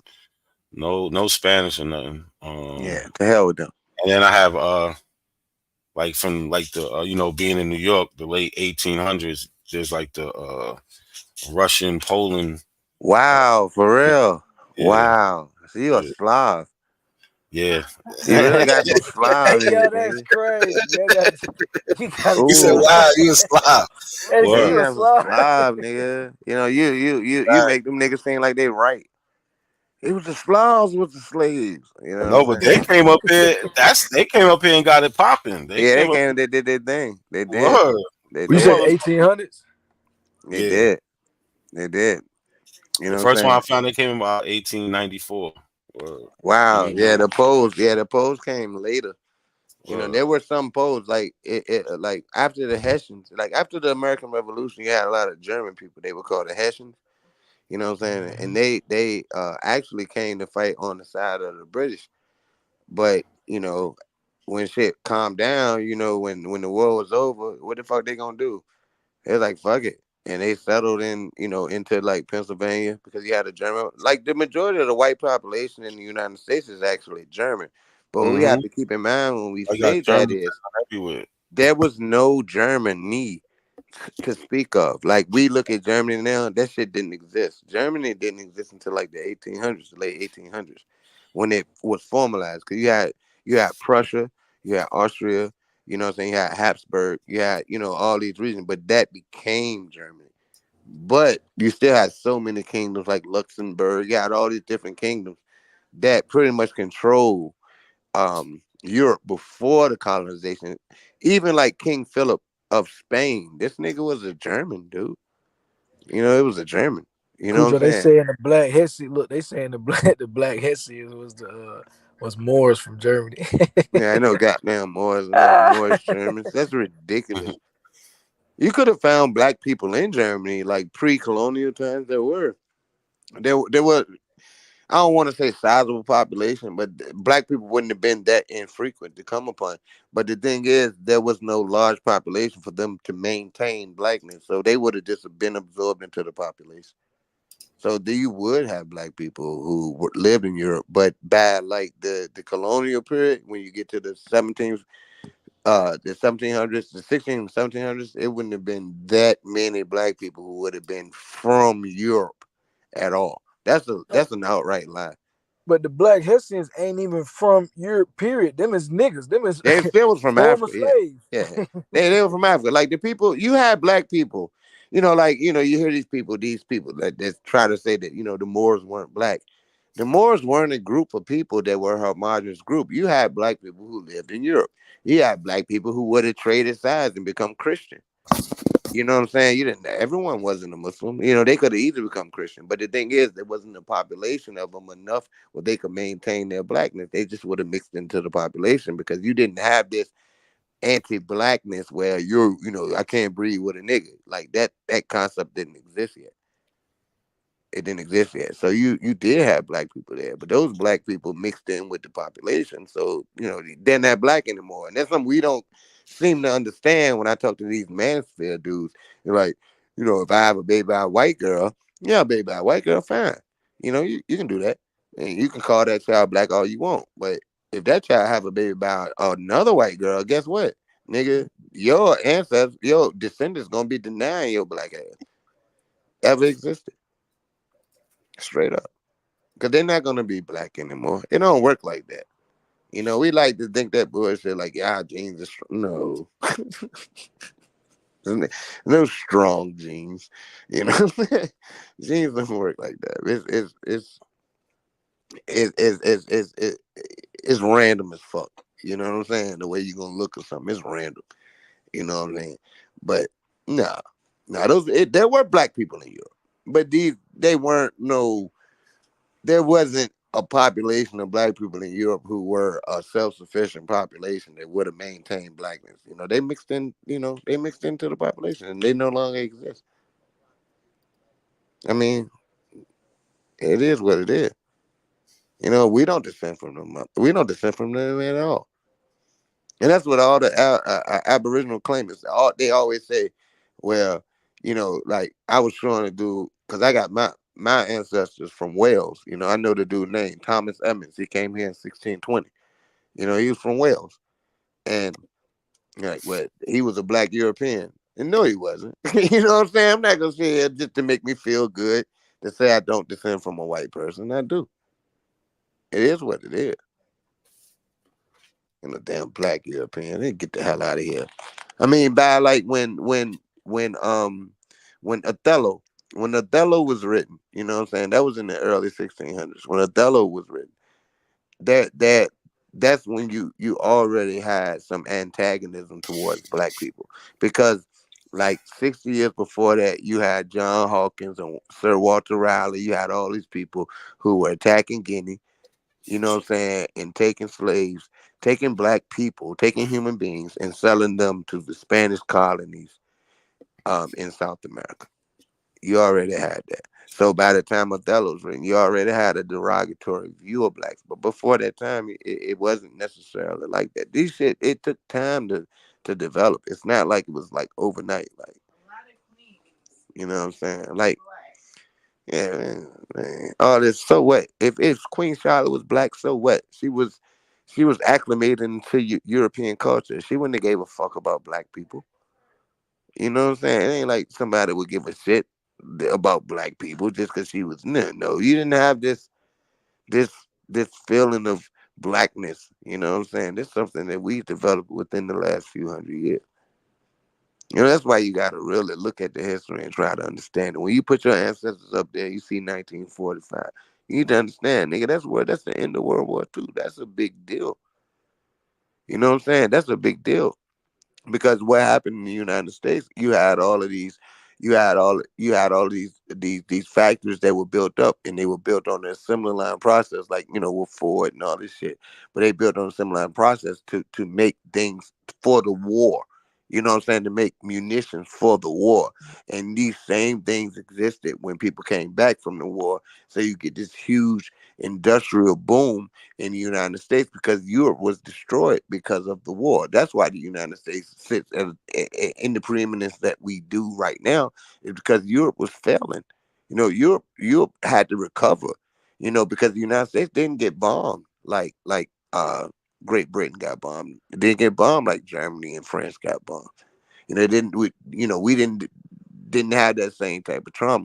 So when World War II ended, United States was like the last man standing. You see what I'm saying? The United States, and to a lesser extent, Russia, the Soviet Union.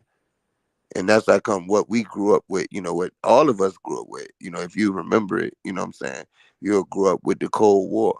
And that's what it was. So that's why it's important to understand the history, so you can understand contextually what it was. Because everything is connected. It's not like this happened and then that happened. No, everything's connected.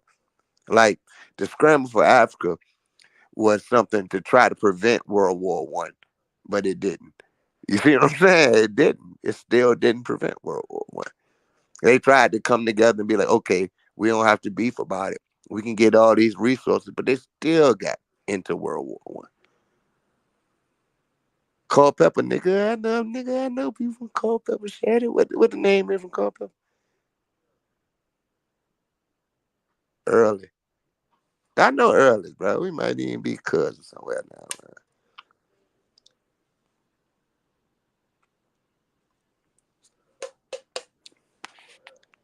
That's all right. Elijah Birch.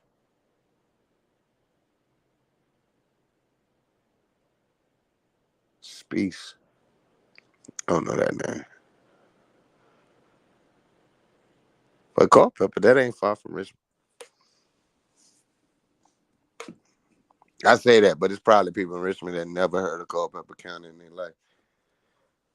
You know, because you know, if you live in the city, you're not too concerned about shit outside of it. Yeah, but that's my fifth great grandfather, but he's listed on this property tax list here under Jeremiah Early. That's property of Jeremiah Early, Swanee right here.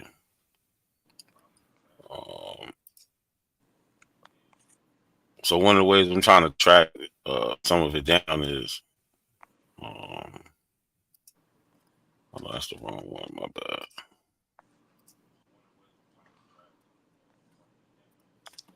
So I made a family tree of them. You know what I'm saying?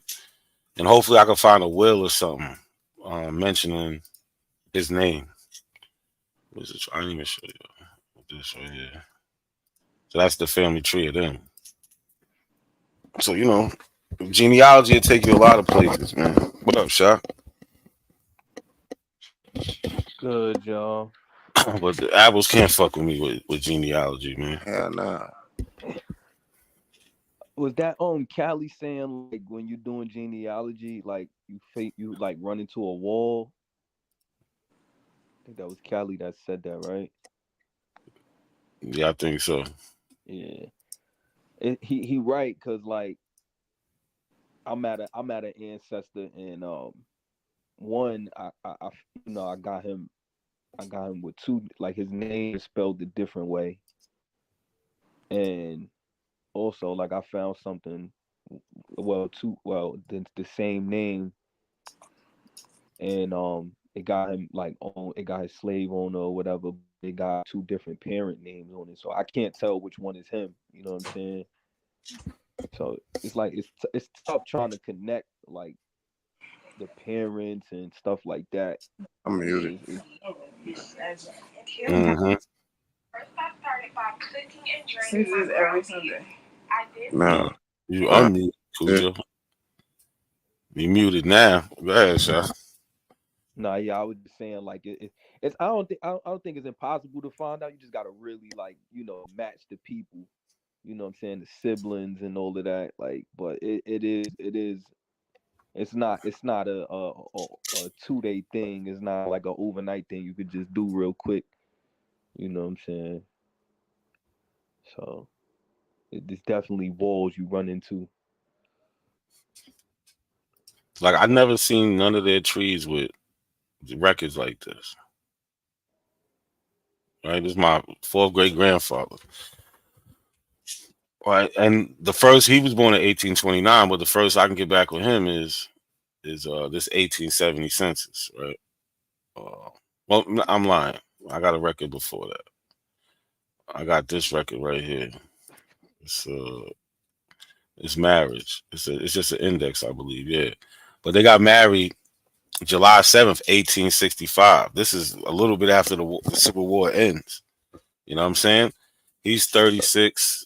Him and his wife, Missouri Wyatt, they had kids who were born before 1865. Why wasn't they married before then? Right? Why they have to wait till 1865 to get married legally? When they got kids born in the 1850s. All the way up. They had a lot of kids, and this is the first census they was on. This is be the brick wall.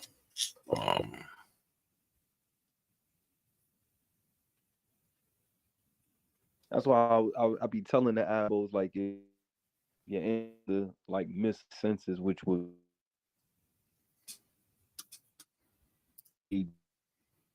Why you breaking up, Sha? from You breaking up.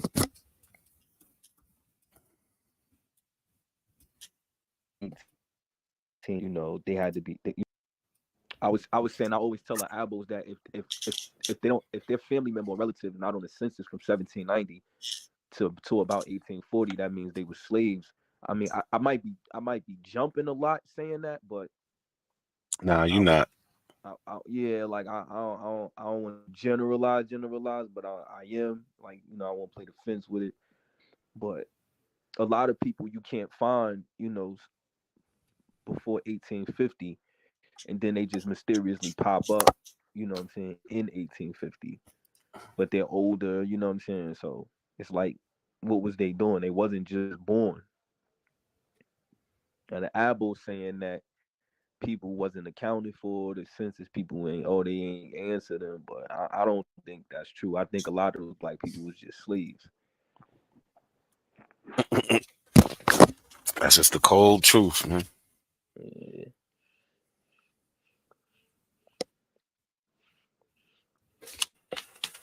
Word. Man, get your senses junky ass on somewhere. Like that's smoke signal. But when the abos that when they try to show senses, everything's all good. Those are records. Those are you know what I'm saying? But when we show shit, it's fake and it's bullshit.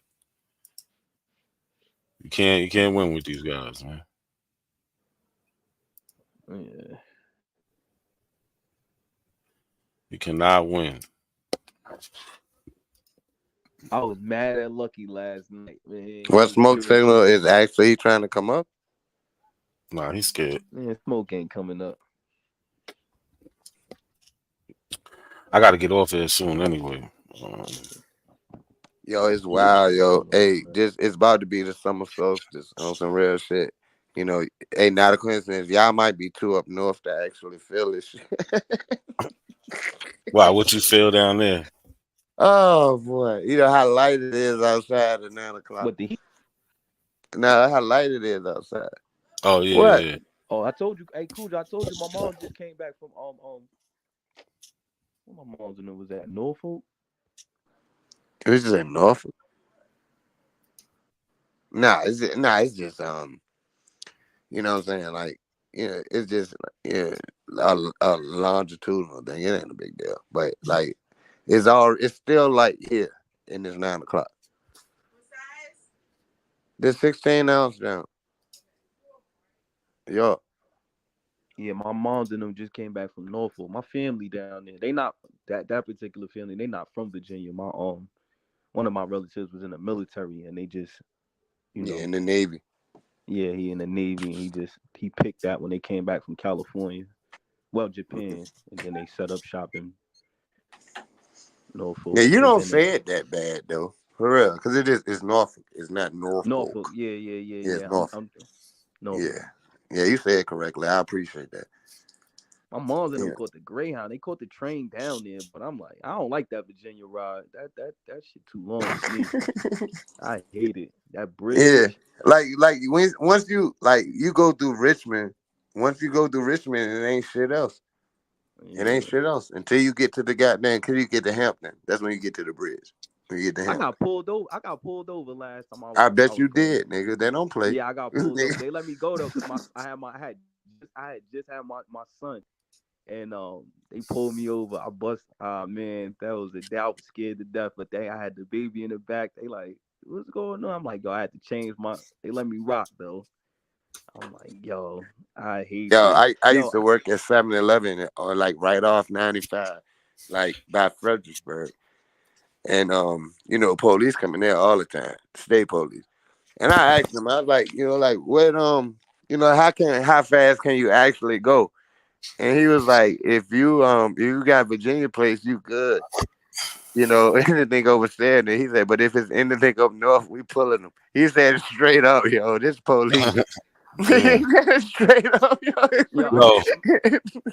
Hold on real quick. Let me I want to address what Smoke Signal said real quick.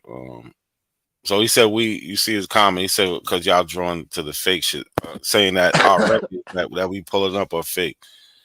So so this is my 4th great grandfather, William Nelson. He fought in the Civil War. He was in Lunenburg. Lunenburg. He was part of the Buffalo Soldiers, the 39th U.S. Colored Regiment, and the 56th. That's awesome. U.S. Colored Regiment, right? But I want to. So I got this record here from Prince Edward County, right? So I'm gonna pull it up right over here, right?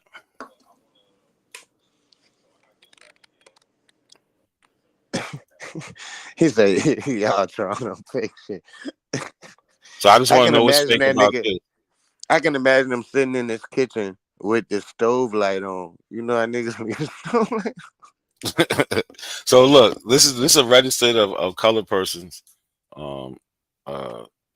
in Virginia, cohabiting together as husband and wife on 27th of February, 1866, right?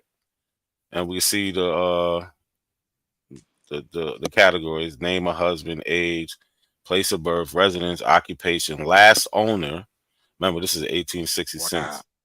Last owner's residence, name of wife, age, birthplace, residence, wife's last owner's residence, name of children with age of each, and date of commencement of cohabitation, right?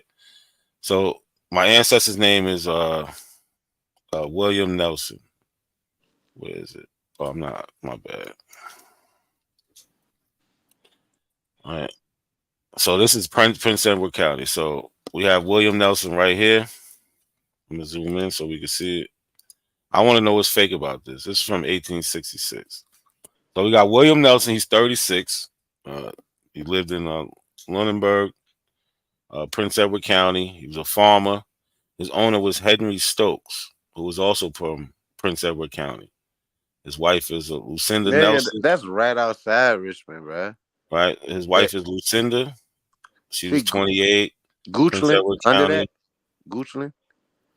See, it's the G one. That's Goochland. That's in the West End. Okay. She was owned by John Foster from Prince Edward County also. And these are the children. I descend from this one, Richard Nelson, right here. It was William and Rosetta. Right? This is Richard right here. So even he was enslaved as a child. So I want to know, like, when they say fake, what are you talking about? Yeah, walk with us, Smoke Signal. When you say fake, what are you talking about? Right, and then we can go here. Now, his owner was Henry Stokes, right? So we could look at this. Hold on 1 second, y'all. 1 second. My bad, my phone.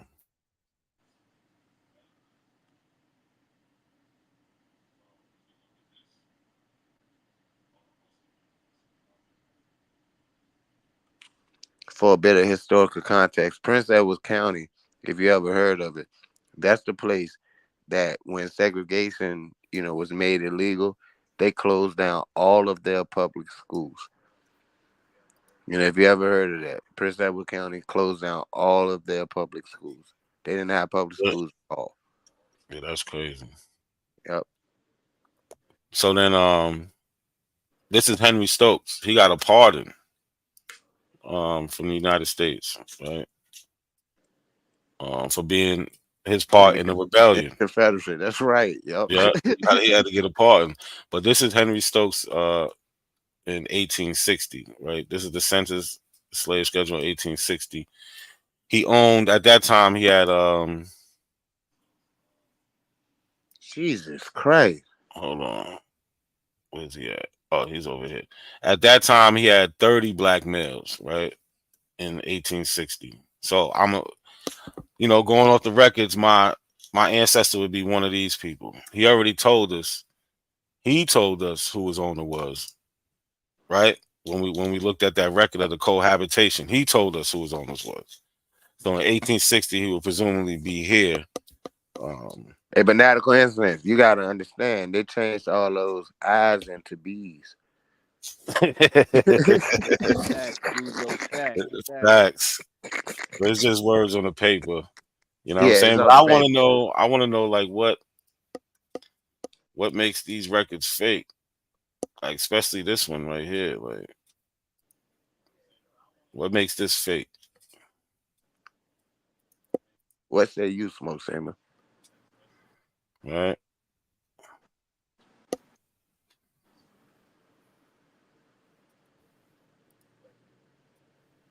They don't have no answer. It's just fake because none. They feel it. They feel like it got to be fake. Which is sad.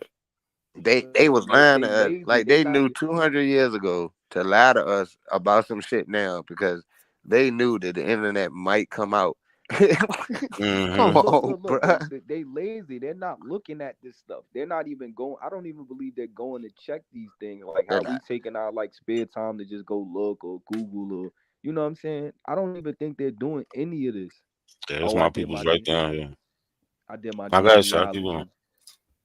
I was saying like I don't think they even doing this. Like every day I might Google like I'm or go on Family Search on one of these sites and look up a relative. You know what I'm saying? Take 10 seconds out my day or like, know what I mean, 3 minutes out my day to just look up. I don't think they're doing this at all. I don't think they know they family members that's listed on paper. I think they only know the people that they know of in real life. I don't think they're doing no type of We seen what happened with Chief Jonesy. He talking about the magically delicious Irish people. You know what I'm saying? I Like, remember that. and then we found out he's saying they're black Europeans, and what we found out that they're really white on record. You know what I'm saying? Like, so Look, I can tell y'all something about my family, right? So one of the last names, one of the oldest last names is Gaillard. So I thought maybe, we had some type of like European, maybe like the black European, but the Huguenots was in South Carolina, you know what I'm saying, in Berkeley County specifically. So, I looked up that last name, they had, African slaves too. They were So French. right, they was French. So I think that, my family just picked up the last name, you know what I'm saying, Yeah. the Gaillard last name and Yeah, just and ran you with know it you gotta after they got understand free. that they didn't have to take those last names. It wasn't a law that you had to take it for yeah. them. They took it because it gave them some identification. Yeah. Yeah. Yeah, they didn't have to take those certain names. They did though. Nah, but I pointed that I was just mentioning that because you got people like they'll say, oh, it was black Europeans that came over here. These black people was coming from Europe, and when these are really just slaves Yeah. that's just taking these whoever white people last name, whether they be They took their Irish. last name. Yeah, Yeah, because you had to take a last name. You had to have a certain name to be registered. And that's why you see all this stuff because Yeah, these there was a people rush to ran. register Yeah, people. they It's like rushed to this register. record, Yeah, right? do y'all they think? Do did. y'all? I'm sure they did know, but do you think that the African slaves knew where these people, these specific, different groups of white people was from? It depends.